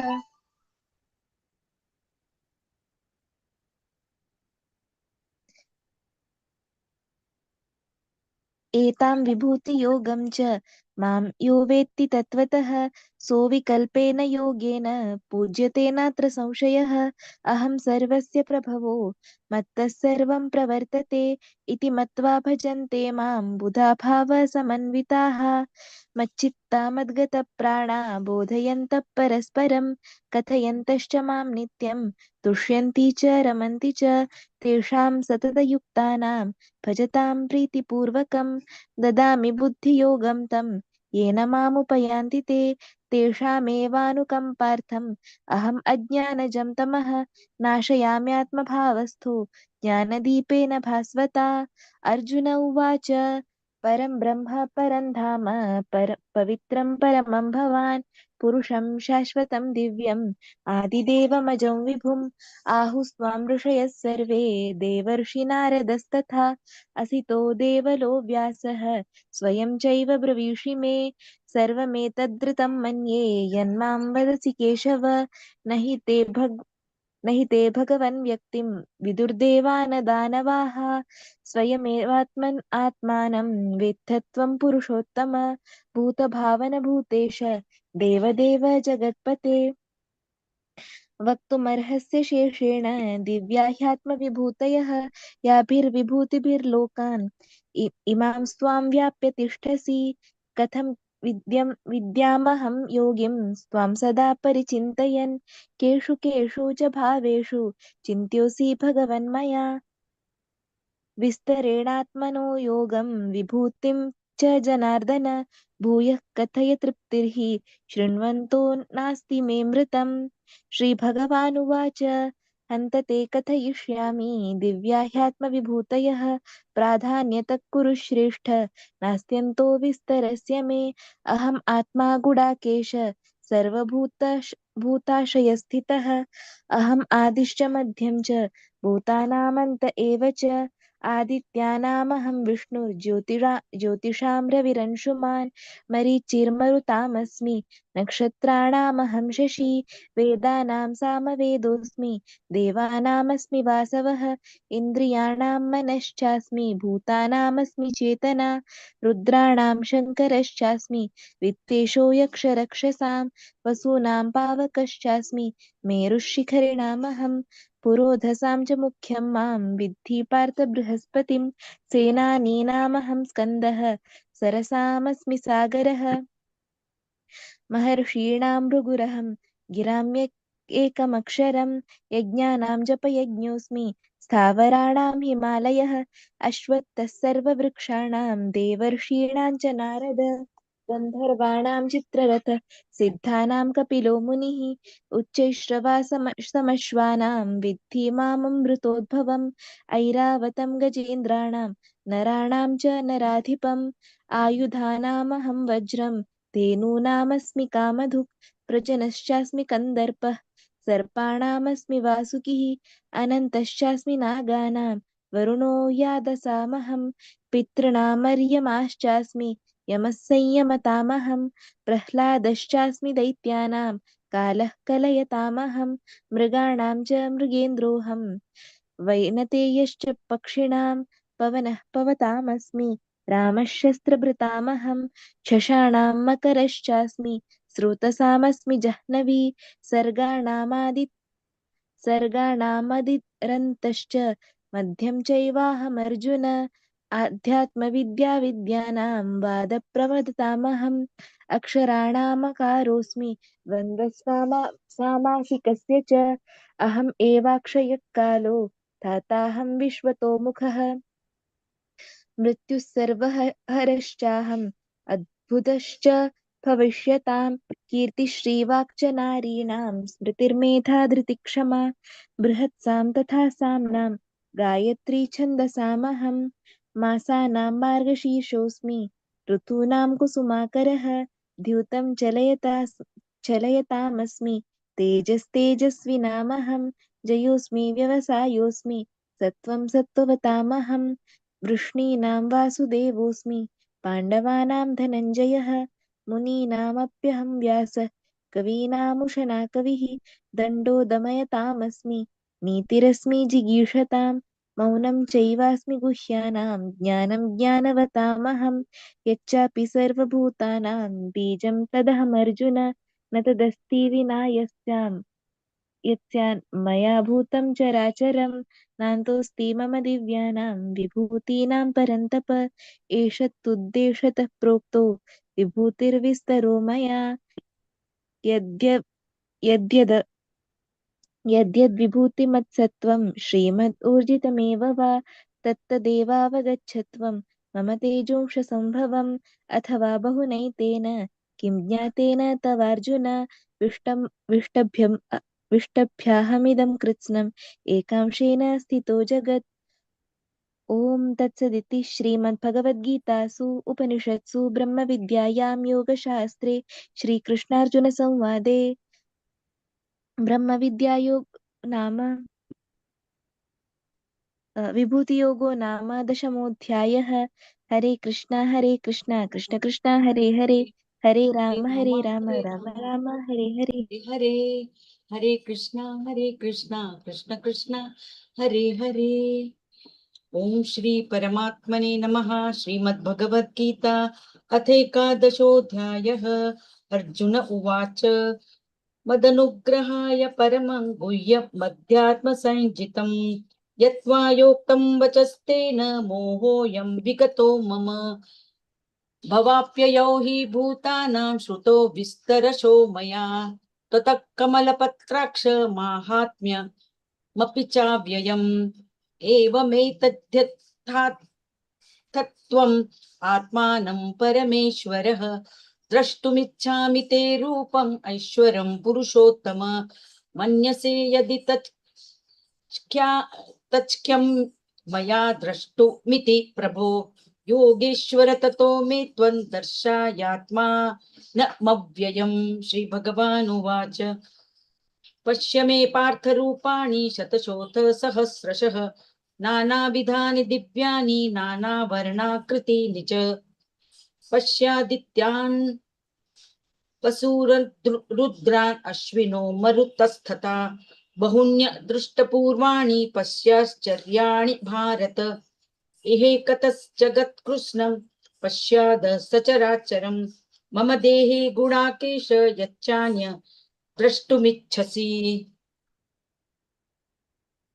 न तु मां शक्यसि द्रष्टुम् अनेनैव त्वच्चक्षुषा दिव्यं ददामि ते चक्षुः पश्य मे योगमैश्वरम्। संजय उवाच एवमुक्ता ततो राजन् महायोगेश्वरो हरिः दर्शयामास पार्थाय परमं रूपमैश्वरम्। अनेकवक्त्रनयनम् अनेकाद्भुतदर्शनम् अनेक दिव्याभरणं दिव्यानेकोद्यतायुधम् दिव्यमालाम्बरधरन् दिव्यगन्धानुलेपनं सर्वाश्चर्यमयं देवम् अनन्तं विश्वतोमुखम्। दिवि सूर्यसहस्रस्य भवेद्युगपदुत्थिता यदि भासदृशी सा स्यात् भासस्तस्य महात्मनः। तत्रे कथय जगत्कृष्णं प्रविभक्तमनेकधा अपश्यत् देवदेवस्य शरीरे पाण्डवस्तदा। ततः स विस्मयाविष्टो हृष्टरोमा धनञ्जयः प्रणम्य शिरसा देवं कृताञ्जलिरभाषत। अर्जुन उवाच पश्यामि देवास्तव देवदेहे सर्वास्तथा भूतविशेषसङ्घान् ब्रह्माणमीशै कमला सनस्थं ऋषिः सर्वा नुरगाश्च दिव्यान् अनेकबाहूदरवक्त्रनेत्रं पश्यामि त्वां सर्वतोऽनन्तरूपं नान्तन्न मध्यन्न पुनस्तवादिं पश्यामि विश्वेश्वर विश्वरूप। किरीटिनं गदिनं चक्रिणी च तेजो राशिं सर्वतो दीप्तिमन्तं पश्यामि त्वां दुर्निरीक्ष्य समन्तात् दीप्तन्नलार्कद्युतिमप्रमेयम्। त्वमक्षरं परमवेदितव्यं त्वमस्य विश्वस्य परन्निधानम् त्वमव्यः शाश्वतधर्मगोप्ता सनातनस्त्वं पुरुषो मतो मे। अनादिनं मध्यान्तमनन्तवीर्यम् अनन्तबाहुं शशिसूर्यनेत्रं पश्यामि त्वां दीप्तहुताशवक्त्रं त्वदेजसा विश्वमिदं तपन्तं द्वावा पृथिव्योरिदमन्तरं हि व्याप्तन्त्ययकेन तिदश्च सर्वाः दृष्टान्भूतं रूपमुग्रन्थवेदं लोकत्रयं प्रवतितं महात्मन्। अमीहित्वा सुरसङ्घा विशन्ति केचित् भीता प्राजलयो गृह्णन्ति स्वस्तित्युक्ता महर्षि सिद्धसङ्घास्तुवन्ति त्वां स्तुतिभिः पुष्कलाभिः रुद्रादित्या वसवो ये च साध्यो विश्वेश्विनो मरुतश्चोष्मपाश्च गन्धर्वयक्षासुरसिद्धसङ्घा वीक्षन्ते त्वां विस्मिताश्चैव सर्वे रूपं महत्ते बहुवक्त्रनेत्रं महाबाहु बहुबाहुरुपादं बहुदरं बहुदृष्टाकरालं दृष्ट्वा लोकाः प्रवर्तितास्तथाहम् नभस्पृशन् दीप्तमनेकवर्णं व्याथाननं दीप्तविशालनेत्रं दृष्ट्वा हि त्वां प्रव्यथितान्तरात्मा धृतिं न विन्दामि शमै च विष्णो दृष्टाकरालानि च ते मुखानि दृष्टेव कालानलसन्निभानि दिशो न जाने न लभे च शर्म प्रसीद देवेश जगन्निवास अमी च त्वां धृतराष्ट्रस्य पुत्राः सर्वे सहेवावनिपालसङ्घे भीष्मो द्रोणः सूतपुत्रस्तथासो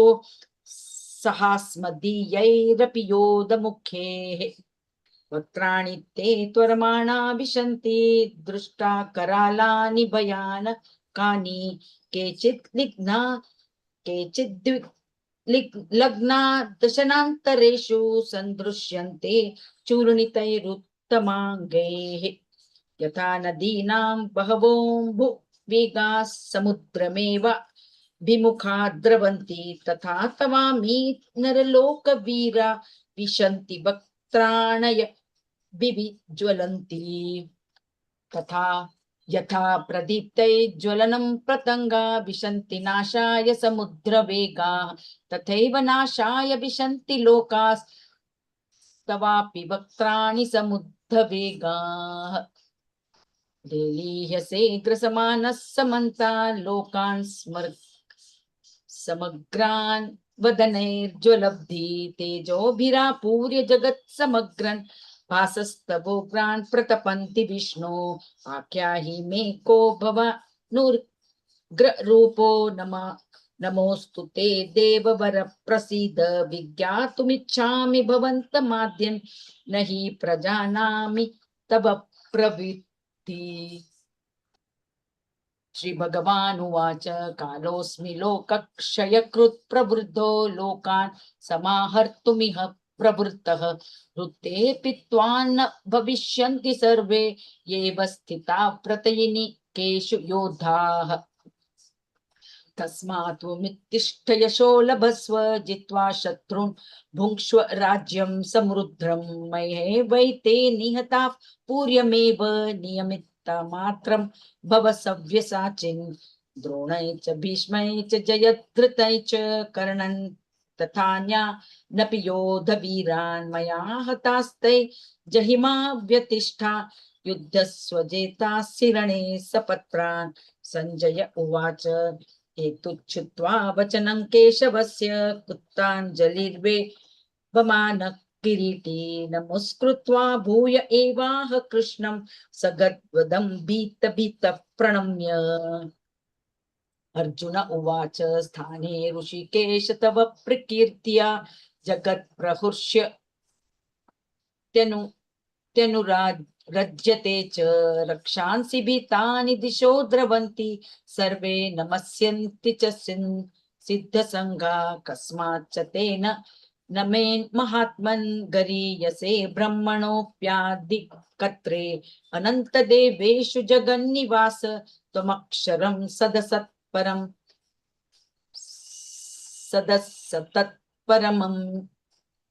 यत् त्वमादिदेवः पुरुषः पुराणस्त्वमस्य विश्वस्य परन्निधानं वेदासि वेद्यै च परै च धाम त्वया ततं विश्वमनन्तरूप वायुर्मोऽग्निर्वरुणः शशाङ्कः प्रजापतिस्त्वं प्रतिपामहश्च नमो नमस्ते तु सहस्रकृत्वः पुनश्च भूयोऽपि नमो नमस्ते नमः पुरस्तादत्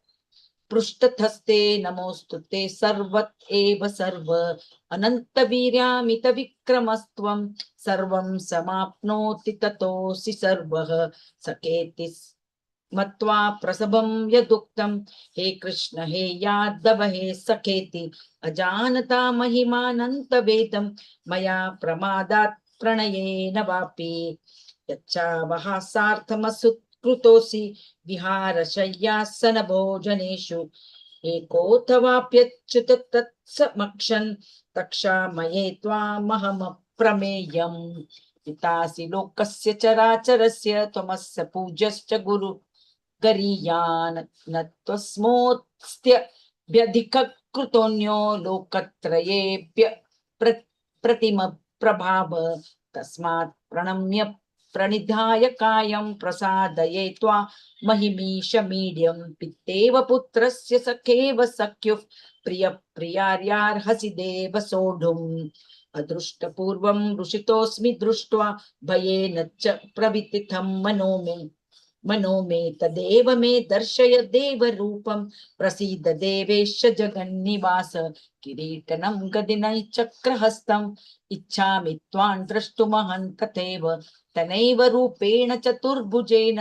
सहस्रबाहो भव विश्वमूर्ते श्रीभगवानुवाच मया प्रसन्नेन तवार्जुनेदं रूपं परं दर्शितमात्म योगात् तजोमयं विश्वमनन्तमाद्यं यन्मे त्वदन्येन दृष्टपूर्वम् न वेदयज्ञाध्ययनैर्न दानैर्न च क्रियाभिर्न तपोभिरुग्रेः एवं रूपं शक्य अहं नृलोके द्रष्टुं त्वदन्येत कुरु प्रवीर माते व्यथामाच विमूढ भावो दृष्टा रूपं घोरमिदृढमेदं व्यतेभिः प्रीतमन्नाः पुनस्त्वं तदेव मे रूपमिदं प्रपश्य श्री संजय उवाच इत्यर्जुनं वासुदेवस्तथोक्त्वा स्वकं रूपं दर्शयामास भूयः आश्वासयामास च भीतमेनन् भूत्वा पुनः सौम्य वपुर्महात्मा अर्जुन उवाच दृष्ट्वेदं मानुषं रूपं त्वं सौम्य जनार्दन इदानीमस्मि संवृत्तश्च सचेता प्रकृति गतः श्रीभगवानुवाच सुदर्शमिदं रूपं दृष्टा वानसि यन्मन देवा अपस्य रूपस्य नित्यं दर्शनकाङ्क्षिणः नाहं वेदैर्न तपसा न दानेन च चेज्जया शक्य एवं विदो द्रष्टुं दृष्टवानसि मा यथाः भक्त्या त्वनन्या शक्य अहमेवं विदोऽर्जुन ज्ञातुं द्रष्टुं च तत्त्वेन प्रवेष्टुं च परन्तप मत्कर्म कुत्मत्परमो मद्भक्तः संगवर्जितः निर्वैरः सर्वभूतेषु यः मामेति पांडव। ओम तत्सदिति श्रीमद्भगवद्गीतासु उपनिषत्सु ब्रह्म विद्याया योगशास्त्रे श्रीकृष्णार्जुन संवादे विश्वरूप दर्शन योगो नामैकादशोऽध्यायः। हरे कृष्णा कृष्ण कृष्ण कृष्ण हरे हरे हरे राम राम राम हरे हरे। हरे कृष्ण माताजी। Hare Krishna, your voice is low, Anvita. Now Mataji. Now it is okay. Arjuna अथ द्वादशोऽध्यायः। अर्जुन उवाच एवं सततयुक्ता ये भक्तास्त्वं पर्युपासते ये चेपि अक्षरमव्यक्तं तेषां के योगवित्तमः। श्रीभगवानुवाच मय्यावेशमनो ये मां नित्ययुक्ता उपासते श्रद्धया परयोपेतस्ते मे युक्ततमा मतः। ये त्वाक्षरमनिर्द्वेषम् अव्यक्तं पर्युपासते सर्वत्र गमचिन्तं च कूटस्थम् अचलं ध्रुवम् सन्नियम्येन्द्रियग्रामं सर्वत्र समबुद्धयः ते प्राप्नुवन्ति मामेव सर्वभूताहिते रतः। क्लेशोऽधिकतरस्तेषाम् अव्यक्ता सत्यचेतसाम् अव्यक्ता हि गतिर्दुःखं देववाप्तिरवाप्यते एत सर्वाणि कर्माणि मयि सन्न्यस्य मत्पराः अनन्येनैव योगेन मां ध्यायन्त उपासते तेषामहं समुद्धर्तम् इति संसारसागरात् भवामि न चिरापार्ध मया वेशविचेतसाम् मया एव मनद्वस्व मयि बुद्धिं निवेशय निवसिष्यसि मय्येव त ऊर्ध्वं न संशय अतः चित्तं समादातुं शक्नोषि मयि स्थिरम् अभ्यासेन योगेन तदतो मामें जाप्तुं धनञ्जय अभ्यसमर्थोऽसि मत्कर्म परमो भव मदर्थमपि कर्माणि पूर्वं सिद्ध्यवाप्स्यसि अतेतदभ्यसक्तोऽसि कर्तुं मद्योगमाश्रित सर्वकर्मफलत्यागं ततः कुर्यात् आत्मवान् श्रेयो हि ज्ञानम् अभ्यासात् ज्ञानं ध्यानं विशिष्यते ध्यानात् कर्मफलत्यागश्चागश्चान्तिरनन्तरम्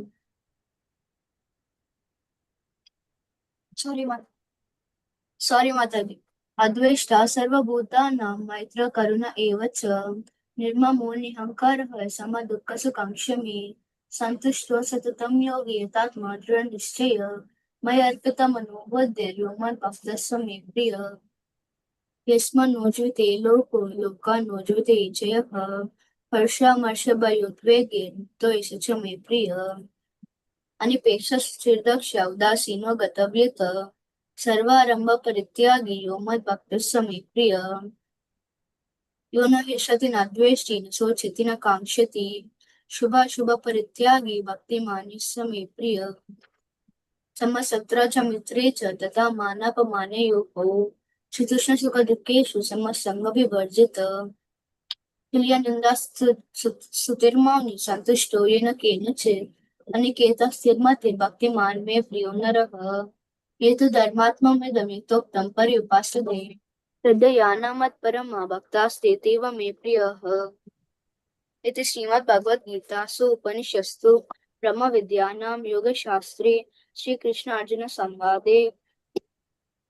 भक्तियोगो नाम द्वादशोऽध्यायः हरे कृष्ण कृष्ण कृष्ण कृष्ण कृष्ण हरे हरे हरे राम राम राम हरे हरे हरे कृष्ण माताजी। हरे कृष्ण त्रयोदशोऽध्याय अर्जुनवाच प्रकृतिं पुरुषं चैव क्षेत्रं क्षेत्रजनमेव च एतद्वेदितुमिच्छामि ज्ञानं ज्ञेयं च केशव इति श्रीभगवानुवाच इदं शरीरं कौन्तेय क्षेत्रमिति अभिधीयते एतद्यो वेति तं प्राहुः क्षेत्रजन इति तद्विदः क्षेत्रजनमचपीमं विद्धि सर्वक्षेत्रेषु भारत क्षेत्रार्जुनो ज्ञानं तज्ज्ञानमतं मम तत्क्षेत्रं याचयज्ञश्च यद्विकारि यतश्च सा च यो यत्प्रभावश्च तं संसेन शृणु ऋषिभिः बहुधा गीतं छन्दो विविधा पृथक् ब्रह्मसूत्रपदैश्चैव हेतम् आद्भिर्विनिश्चिता महाभूतानि अहङ्कारो बुद्धिरव्यक्तमेव च इन्द्रियाणि दैशिकं च पञ्चचेन्द्रियगोचर इच्छद्वेषसुखं दुःखं सङ्गश्चेतानधृता एतत् क्षेत्रं समासेन साविकारमुदाहृतम् अमानित्वम् अदम्भित्वम् अहिंसा शान्ति अर्जवम् आचार्योपासनं शौचं स्थैर्यम् आत्मविनिग्रहः इन्द्रियार्थेषु वैराग्यम् अहङ्कार एव च जन्ममृत्युजराव्याधि दुःखदोषानुदर्शनम् अशक्ति अनभिस्वङ्गे पुत्रदरकहादिषु नित्यं च समचित्तत्वम् इष्टनिष्टोपपातिषु मयि चन्ययोगेन भक्तिरव्याभिचारिणी विविक्तादेशसेवितम् आराधेर्जनसंसदि आध्यात्मजन नित्यत्वं तत्त्वजनार्थदर्शनम् एतज्ज्ञानमिति प्रोक्तं अज्ञानं यततोऽन्यथा ज्ञेयं तत् यत्तत् प्रवक्ष्यामि यज्ज्ञानात्वात्मृतमश्नुते अनादिमत् परं ब्रह्म नासदुच्यते सर्वसपानिपदं तत् सर्वतो अक्षिष्योमुखम् सर्वतः श्रुतिमल्लोके सर्वम् अवृत्य तिष्ठति सर्वेन्द्रियगुणाभासं सर्वेन्द्रियविवर्जितम् अशक्तं सर्वभूतैव निर्गुणं गुणभोक्तृ च बाह्यन्तश्च भूतानाम् आचारम् चरमेव च सुखस्मात्त्वतत् अविज्ञेयं दूरस्थं चान्तिके च तत् अविभक्तं च भूतेषु विभक्तम् इव चास्थितम् भूतभृत् च तत्तेनेयं गाशिनो प्रभविष्णु च ज्योतिषमपि तज्ज्योति तामसः परमुच्यते ज्ञानं नेयं जनागम्यं हृदि सर्वस्य विष्ठितम् इति क्षेत्रं तथा ज्ञानं नेयं चोक्तं समासतः मद्भक्ता विज्ञाय मद्भवायोपद्यते प्रकृतिं पुरुषं चैव विधि अनादि उभावपि विकर्मश्च गुणांश्चैव विधि प्रकृतिसम्भवान् कार्यकारणकर्तृत्वे हेतु प्रकृति उच्यते पुरुष सुख दुःखानां भोक्तृत्वे हेतु उच्यते पुरुषः प्रकृतिस्थो हि भुङ्क्ते प्रकृतिजन्यगुणान् काराणां गुणसङ्गोऽस्य सदसद्योनिजन्मसु उदाद्रष्टानुमन्तश्च भारतभोक्ता महेश्वर परमात्मेति चापि उक्तो देहेऽस्मिन् पुरुषः परा या एवं वेदि पुरुषं प्रकृतिं च गुणैः सह सर्वतः वर्तमनोऽपि नासभूय विजायते धारणेनात्मानि पश्यन्ति केचिदात्मानमात्मना अन्ये साङ्ख्येन योगेन कर्मयोगेन चापरे अन्ये त्व एवम् अजनन्तः श्रुत्वा नेभाय उपासते ते अपि चति तरन्ति एव मृत्युं परायण यत् यावत् सञ्जयते किञ्चित् सत्त्वं स्थावरजङ्गमं क्षेत्रराज संयोग तद्विधि भरतार्षभा कामं सर्वेषु भूतेषु तिष्ठान्तं परमेश्वरम् विनाश्यत्वा अविनाश्यन्तं या पश्याति स पश्यति सामं पश्यामि सर्वत्र सामावस्थितमीश्वरं न हिनासाद्यात्मानं ततो यति परमं गतिं प्रकृतियैव च कर्माणि क्रियमाणानि सर्वसा या पश्याति तथात्मानम् अकर्तं च पश्यति यदा भूतपृथग्भावम् एकस्तमनुपश्यति तदा एव च विस्तारं ब्रह्म सम्पद्यते तदा अनादित्वनिर्गुणत्व परमात्मयम् अव्यय शरीरस्थोऽपि कौन्तेय न करोति न लिप्यति यतः सर्वगतिं सौक्ष्माय अक्षयमोपलिपायते सर्वतवस्थितो देहे तथात्मा नोपलिपायते यथा प्रकाशयन्ति एका कृष्णं लोकम् इमं रवि क्षेत्रं शेति तथा कृष्णं प्रकाशयन्ति भारत क्षेत्रार्जुनो एवम् अन्तारं ज्ञानचक्षुषु भूतप्रकृतिमोक्षं च ये विधूयन्ति ते परम् यदि श्रीमहाभारते शतसहस्रं संहितायां व्ययशिक्षायां निशपर्वाणि श्रीमद्भगवद्गीतासु उपनिषत्सु ब्रह्मविद्यायां योगशास्त्रे श्रीकृष्णार्जुनसंवादे क्षेत्रार्जुनविभागयोगो नाम त्रयोदशोऽध्यायः हरे कृष्णा कृष्ण कृष्ण हरे हरे हरे राम राम राम हरे हरे हरे कृष्ण माता जी। हरे कृष्णा। हरे कृष्ण। ॐ श्री परमात्मने नमः। अथ चतुर्दशोऽध्यायः गुणत्रयविभागयोगः। श्रीभगवानुवाच परं भूयः प्रवक्ष्यामि ज्ञानानां ज्ञानमुत्तमम् यज्ञत्वामुनयः सर्वे परां सिद्धिमितो गताः इदं ज्ञानमुपाश्रित्य मम साधम्यमागताः सर्गेऽपि नोपजायन्ते प्रलये न व्यथन्ति च मम योनिर्महद्ब्रह्म तस्मिन् गर्भं दधाम्यहम् सम्भवः सर्वभूतानां ततो भवति भारत सर्वयोनिषु कौन्तेय मूर्तयः सम्भवन्ति याः तासां ब्रह्ममहद्योनिः अहं बीजप्रदः पिता सत्वं रजस्तम इति गुणाः प्रकृतिसम्भवाः निबध्नन्ति महाबाहो देहे देहिनमव्ययम् तत्र सत्वं निर्मलत्वात् प्रकाशकमनामयम् सुखसङ्गेन बध्नाति ज्ञानसङ्गेन चानघ रजो रागात्मकं विद्धि तृष्णासङ्गसमुद्भवम् तन्निबध्नाति कौन्तेय कर्मसङ्गेन देहिनम् तमस्त्वज्ञानजं विद्धि मोहनं सर्वदेहिनां प्रमादालस्य निद्राभिः तन्निबध्नाति भारत सत्वं सुखे संजयति रजः कर्मणि भारत ज्ञानमावृत्य तु तमः प्रमादे संजयत्युत रजस्तमश्चापि भूयः सत्वं भवति भारत रजसत्वं तमश्चैव तमः सत्वं रजस्तथा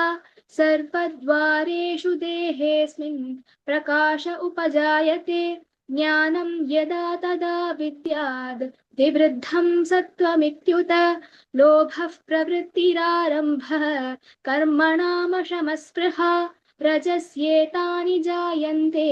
विवृद्धे भरतर्षभ अप्रकाशो प्रवृत्तिश्च प्रमादो मोह एव च तमस्येतानि जायन्ते विवृद्धे कुरु नन्दन यदा सत्त्वे प्रवृद्धे तु प्रलयं याति देहभृत् तदोत्तमविदां लोकान् अमलान् प्रतिपद्यते रजसि प्रलयं गत्वा कर्मसङ्गिषु जायते तथा प्रलीनस्तमसि मूढयोनिषु जायते कर्मणः सुकृतस्याहुः सात्विकं निर्मलं फलं रजसस्तु फलं दुःखम् अज्ञानं तमसः फलं सत्त्वात् संजायते ज्ञानं रजसो लोभ एव च प्रमादमोहौ तमसो भवतो ज्ञानमेव च ऊर्ध्वं गच्छन्ति सत्त्वस्था मध्ये तिष्ठन्ति राजसाः जघन्यगुणवृत्तिस्थाः अधो गच्छन्ति तामसाः नान्यं गुणेभ्यः कर्तारं यदा द्रष्टानुपश्यति गुणेभ्यश्च परं वेति मद्भावं सोऽधिगच्छति गुणानेतानतीत्यत्रीन् देहि देहसमुद्भवान् जन्म मृत्युजरा दुःखैः विमुक्तोऽमृतमश्नुते अर्जुन उवाच कैर्लिङ्गैः स्त्रीन् गुणानेतान् अतीतो भवति प्रभो किमाचार कथं चैतान् स्त्रीगुणानतिवर्तते श्रीभगवानुवाच प्रकाशं च प्रवृत्तिं च मोहमेव च पाण्डव न द्वेष्टि सम्प्रवृत्तानि न निवृत्तानि काङ्क्षति उदासीनवदासीनो गुणैर्यो न विचार्यते गुणा वर्तन्त इत्येवं योऽवतिष्ठति नेङ्गते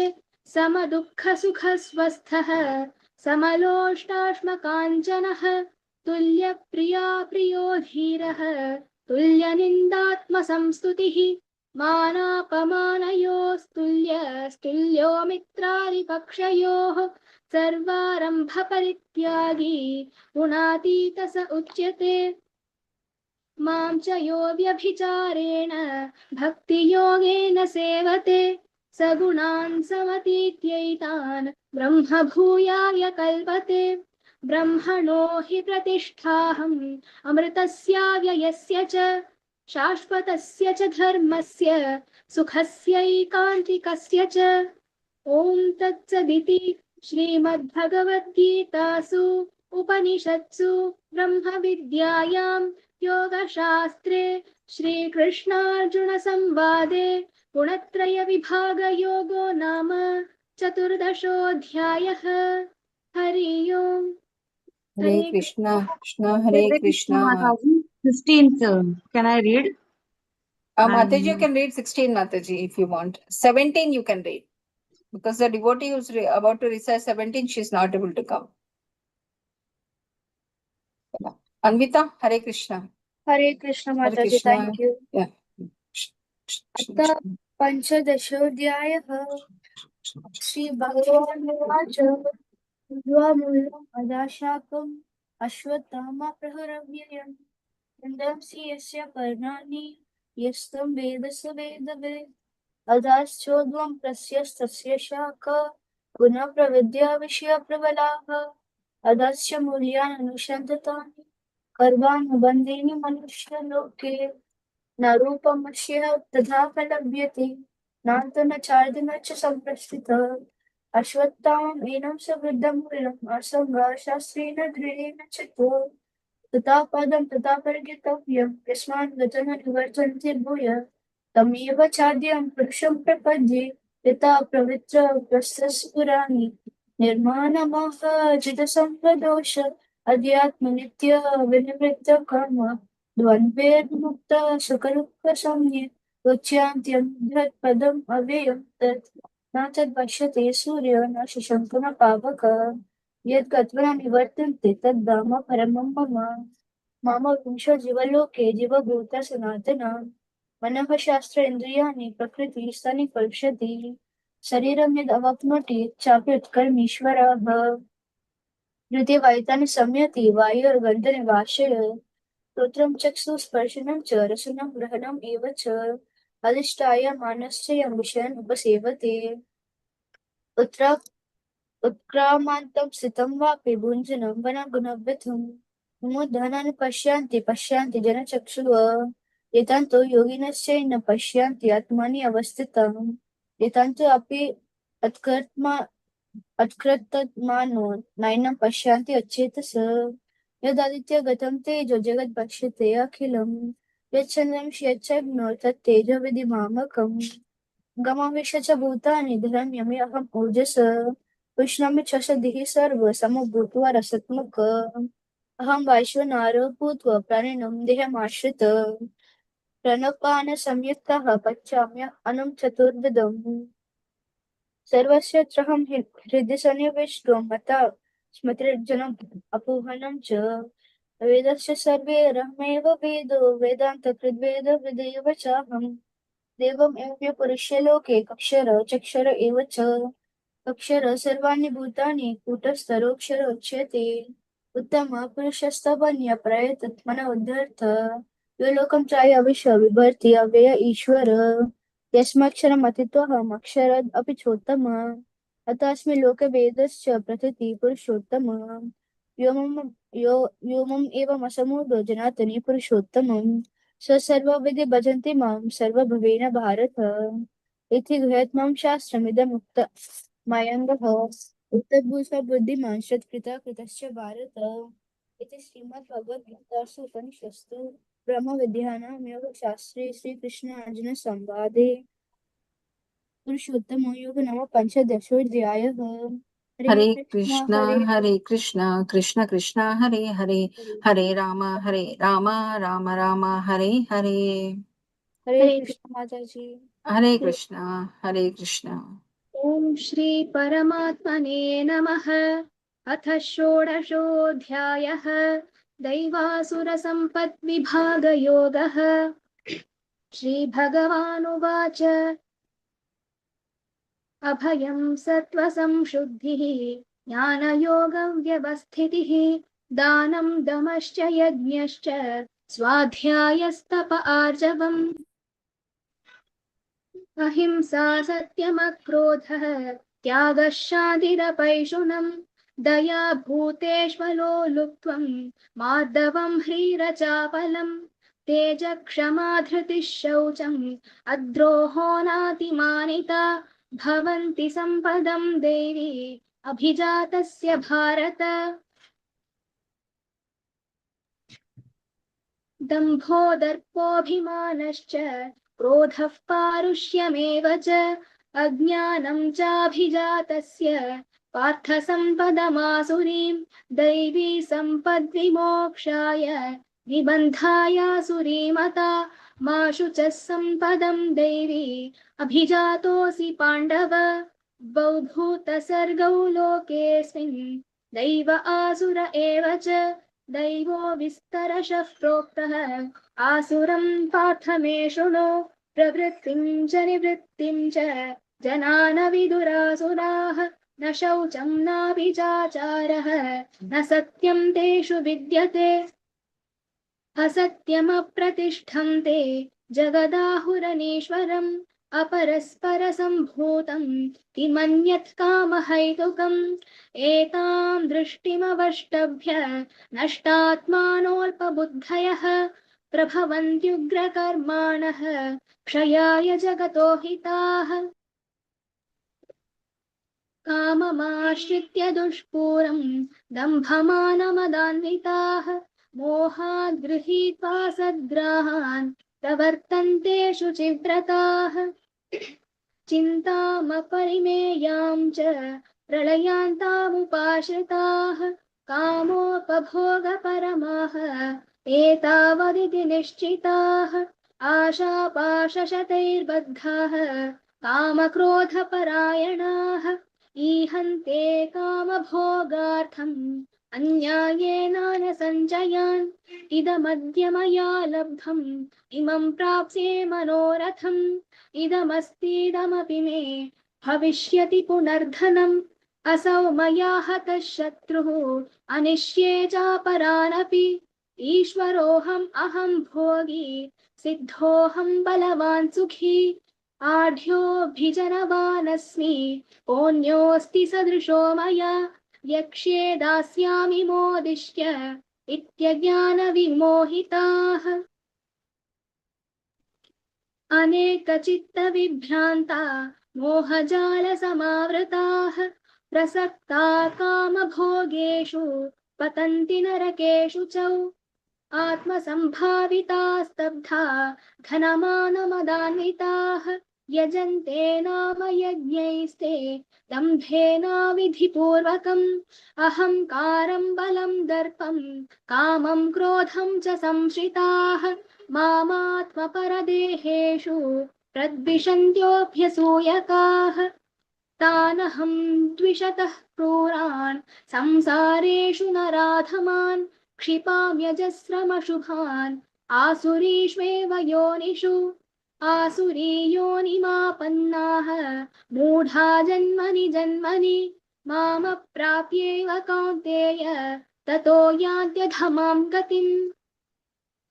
त्रिविधं नरकस्येदं द्वारं नाशनमात्मनः कामः क्रोधस्तथा लोभः तस्मादेतत्त्रयं त्यजेत् एतैर्विमुक्तः कौन्तेय तमोद्वारैस्त्रिभिर्नरः आचरत्यात्मनः श्रेयः ततो याति परां गतिम् यः शास्त्रविधिमुत्सृज्य वर्तते कामकारतः न सुखं न परां गतिम् तस्मात् शास्त्रं प्रमाणं ते कार्याकार्यव्यवस्थितौ ज्ञात्वा शास्त्रविधानोक्तं कर्म कर्तुमिहार्हसि ॐ तत्सदिति श्रीमद्भगवद्गीतासु उपनिषत्सु ब्रह्मविद्यायां योगशास्त्रे श्रीकृष्णार्जुनसंवादे दैवासुरसम्पद्विभागयोगो नाम षोडशोऽध्यायः। हरे कृष्ण हरे Krishna Krishna Krishna Hare Hare Hare Ram Ram Ram Hare Hare. Hare Krishna. Mataji, you wanted to recite chapter 17? Yes, Mataji. Yes, Mataji, please go ahead. Hare Krishna. सप्तदशोऽध्यायः श्रद्धात्रयविभागम्. अर्जुनं उवाच ये शास्त्रविधिमुच्चोच्य यज्ञं ते श्रद्धयानित्वं तेषां निष्ठा तु कां कृष्णा सत्त्वमाहो रजस्तमम्. श्रीभगवान् वाच त्रिविधा भवति श्रद्धा देहिनां सा स्वभावज सात्वाक्य राजस्वी चैव तमस्वी चेति तां श्रुतिं सत्वं नो रूपा सर्वस्य श्रद्धा भवति भारत श्रद्धामयो यो अयोध्ययं पुरुषो यो यश्च स एव स्त यं जयन्ते सत्वका देव न्यक्षरक्षसं राजस्यां प्रेतास्नुभावत् तगं गुणश्चस्ने यजन्ते तामसा जनाः अशस्त्राविहितं घोरं तपस्वं ते ये तपोजनः दम्भावहकार रसयुक्तानां कामरागबलान्वितं कर्षयन्तां शरीरस्थां भूतग्रामचेतसां मा चैवान्तश्च शरीरस्त्वं तत्विद्वासुरनिश्चयान् आहार स्त्विपि सर्वस्य त्रिविधो भवति प्रियं यज्ञस्त्र पश्चान्ति दानं त्रेषां बेजमिमं शृणु आयुस्र त्वं बलरागोक्य सुख प्रीति विवर्धनां रास्यं सिग्नौ स्थित हृदय आहार सात्विक प्रियम् कट्वाप्लुरवनानां तुष्टानि तिष्क्रनिरूपक्ष विदाहिनाम् आहार रजस्वस्वेष्ट दुःखक्षोकमयप्रदां यथा मायं गतरसं पूतिं पर्युषितं च यद् उच्छिष्टमपि चामेद्यं भोजनं तामप्सप्रियतम् अफलाकाङ्क्षाभिरस्यज्ञो विविधोष्ट यज्ञते यष्टव्यमेवेति मनं समाधान्य स सात्विकम् अभिसन्ध्याय तु फलं दम्भादमपि चैव यत् इज्जेत भरतश्रेष्ठ तं यज्ञं विधिं राजसं विधिहीनां सृष्टिनां मन्त्रिहीनामदीक्षितं श्रद्धाविरहितं यज्ञं तामसं परीक्षते देवद्विज गुरुप्रज्ञपूजनां शौक्यमार्जवं ब्रह्मचर्यमहिंसं च शरीरं तप उच्यते अनुद्वेगकरं वाक्यं सत्वं प्रियहितं च यत् साध्वायाभ्यासनं चैव वाग्म्ययं तप उच्यते ममं प्रसादं सौम्यत्वं मौनमत्व विनिग्रहं भावसंशुद्धिरित्वेकतत्त्वो मानसामुक्तचे श्रद्धाया परमं तप्तं तपस्तस्त्रिविधं सर्वैं अफलाक्षिभिरुक्षैक्वं सात्विकं परिचक्षते Mataji, I will complete Mataji if you don't mind. Hare Krishna. Thank you so much. Yeah. Shraddhaya paraya taptam taptastatrividham narai afalakankshiryuktai satvikam parichakshate satkaramana pujardam tapodambhena chaivayat kriyate tadiha proktam rajasam chalamatruvam मूढग्राहेण आत्मानो यत् विधया क्रियते तपः परस्योत्सादनार्थं वा तामसं मुदाहृतं दातव्यमिति यद्दानं दीयतेनुपकारिणे देशकाले च पात्रे च तद्दानं सात्विकं स्मृतं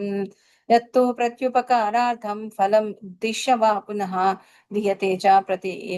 परिक्लिष्टं तद्दानं राजसं स्मृतम्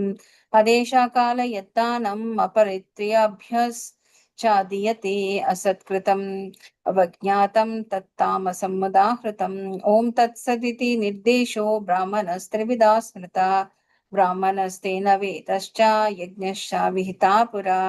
तस्मादोमिति उज्जर्ता यज्ञदानतपक्रियः प्रवर्तन्ते विधानोक्ता सततं ब्रह्मवादिनं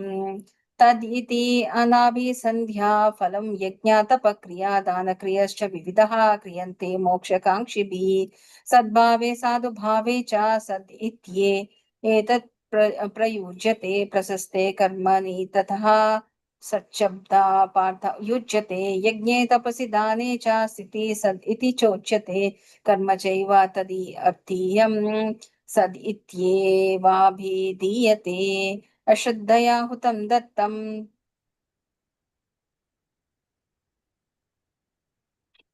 तपस्तप्तं कृतं च यत् असद् इति उच्यते पार्थ न च तत्प्रेत्य नो इह श्रीमद्भगवद्गीतासु उपनिषत्सु ब्रह्मविद्यायां योगशास्त्रे श्रीकृष्णार्जुन संवादे श्रद्धात्रय विभाग योगो नाम सप्तादशोऽध्यायः हरे कृष्णा कृष्णा कृष्णा हरे हरे हरे राम राम राम हरे हरे हरे कृष्णा यस हरे कृष्णा।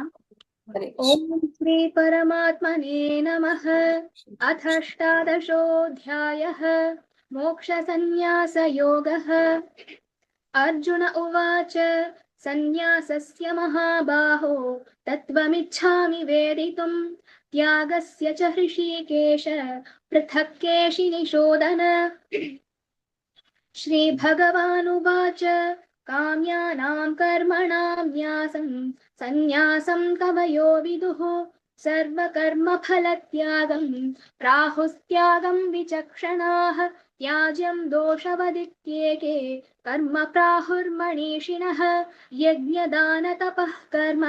न त्याज्यमिति चापरे निश्चयं शृणु मे तत्र त्यागे भरतसत्तम त्यागो हि पुरुषव्याघ्र त्रिविधः सम्प्रकीर्तितः यज्ञदानतपः कर्म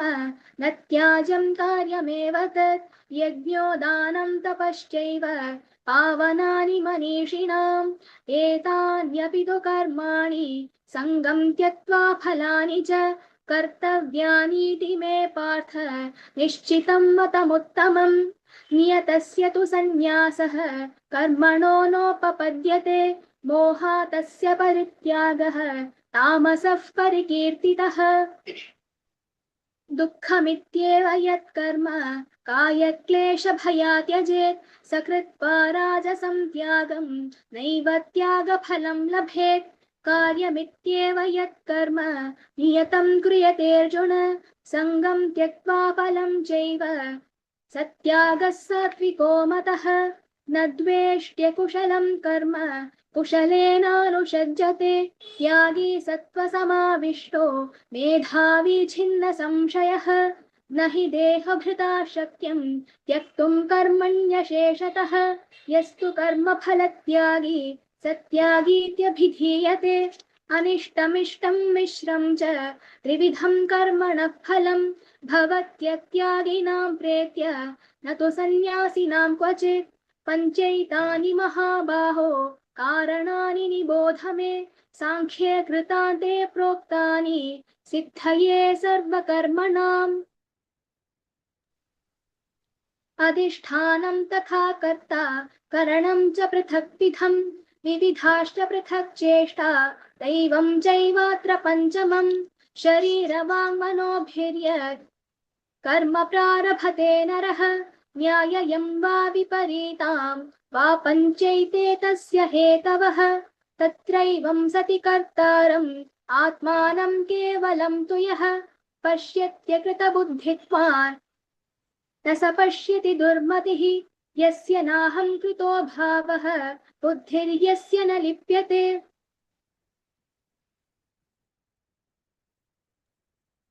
हत्वापि स इमान् लोकान् न हन्ति न निबध्यते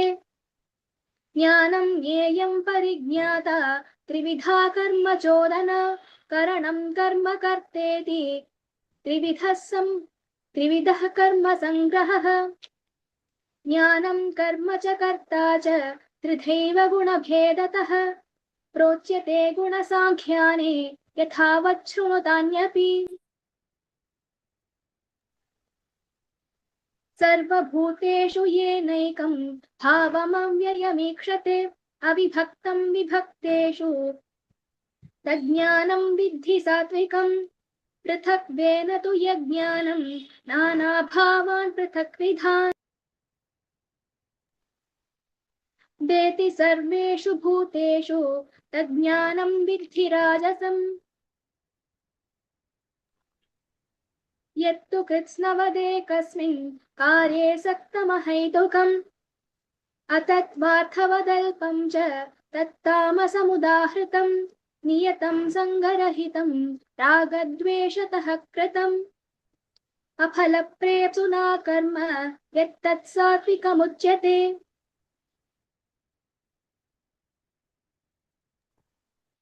यत्तु कामेप्सुना कर्म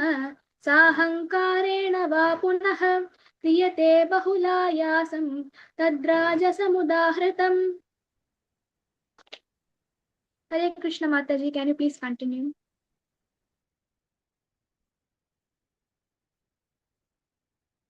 माताजी हरे कृष्ण। मुक्त संगो नहं वादी कृति उत्साह संविता सिद्धि असिद्धयो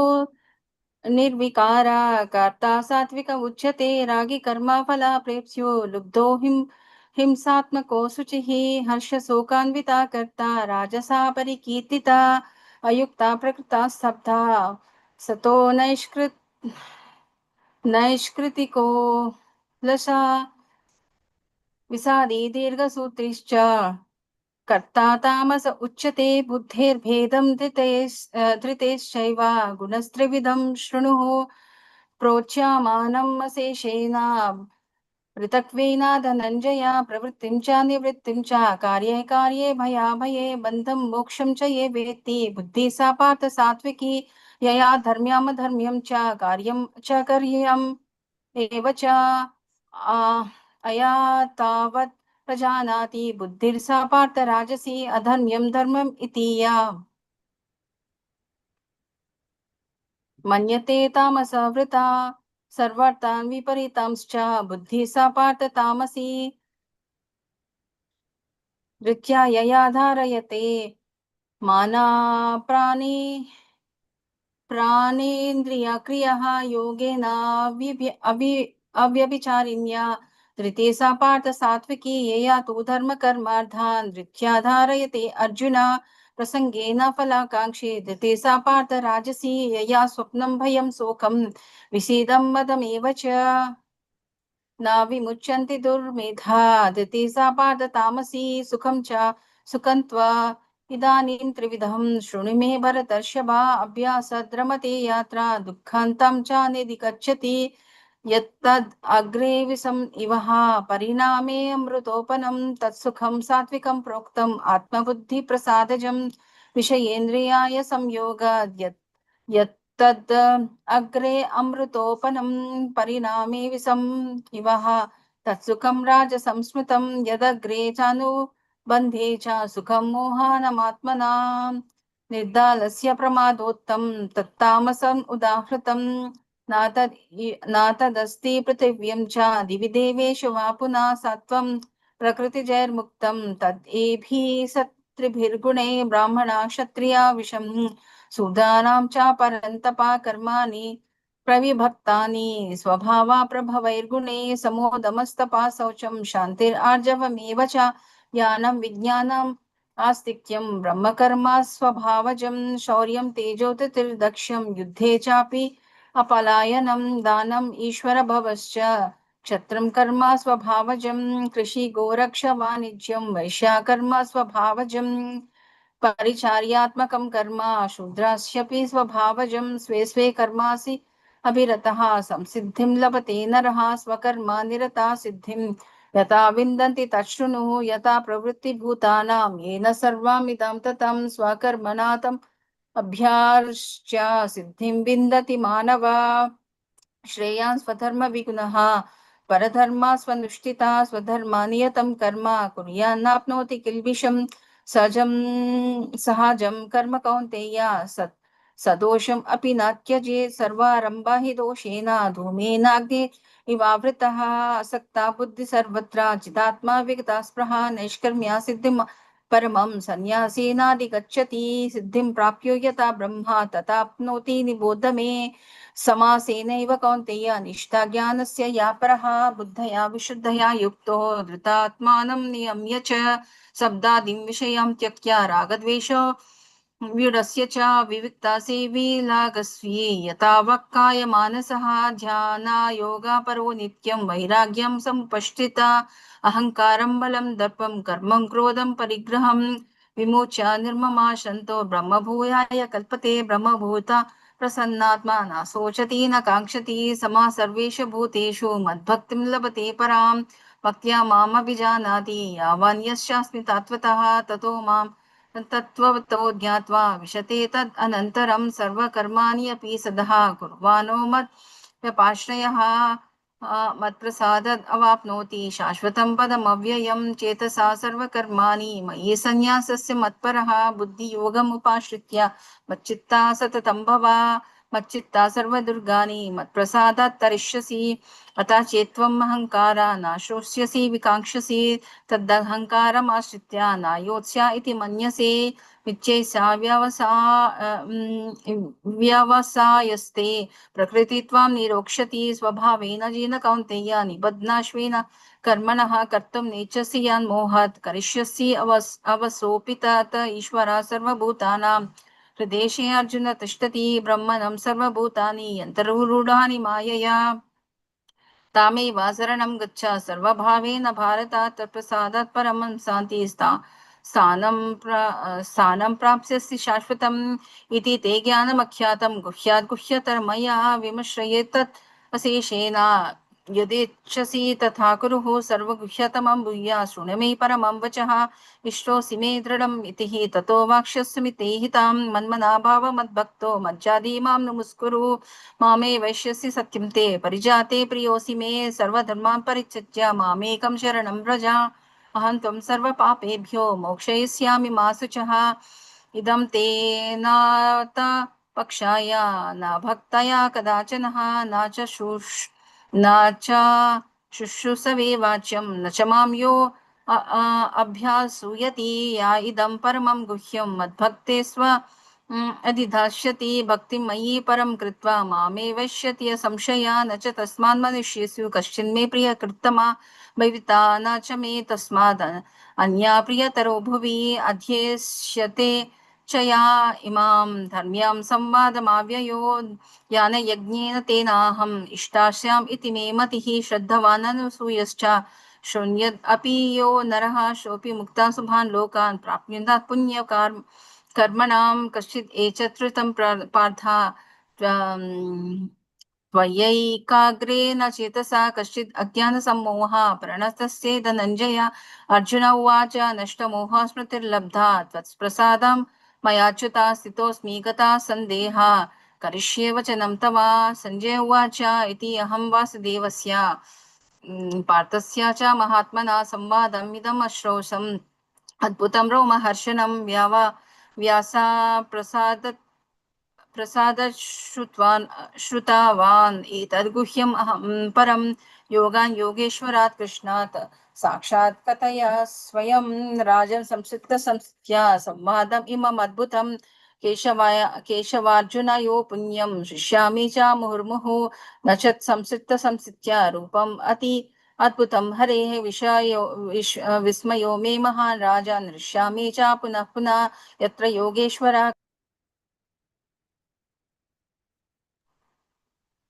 यत्र योगेश्वरः कृष्णो यत्र पार्थो धनुर्धरः तत्र स्थिर्विजयोर्भूतिर्ध्रुवा नीतिर्मतिर्मम श्रीमद्भगवद्गीतासु उपनिषत्सु ब्रह्मविद्यायां योगशास्त्रे श्रीकृष्णार्जुन संवादे मोक्षसन्न्यासयोगो नाम अष्टादशोऽध्यायः हरे कृष्णा कृष्ण कृष्ण हरे हरे हरे राम राम राम हरे हरे हरे कृष्ण माताजी, दंडवत प्रणाम। हरे कृष्ण माताजी, थैंक यू सो मच। वाञ्छा कल्पतरुभ्यश्च कृपा सिन्धुभ्य एव च पतितानां पावनेभ्यो वैष्णवेभ्यो नमो नमः। हरे कृष्ण। हरे कृष्ण माताजी। हरे कृष्ण।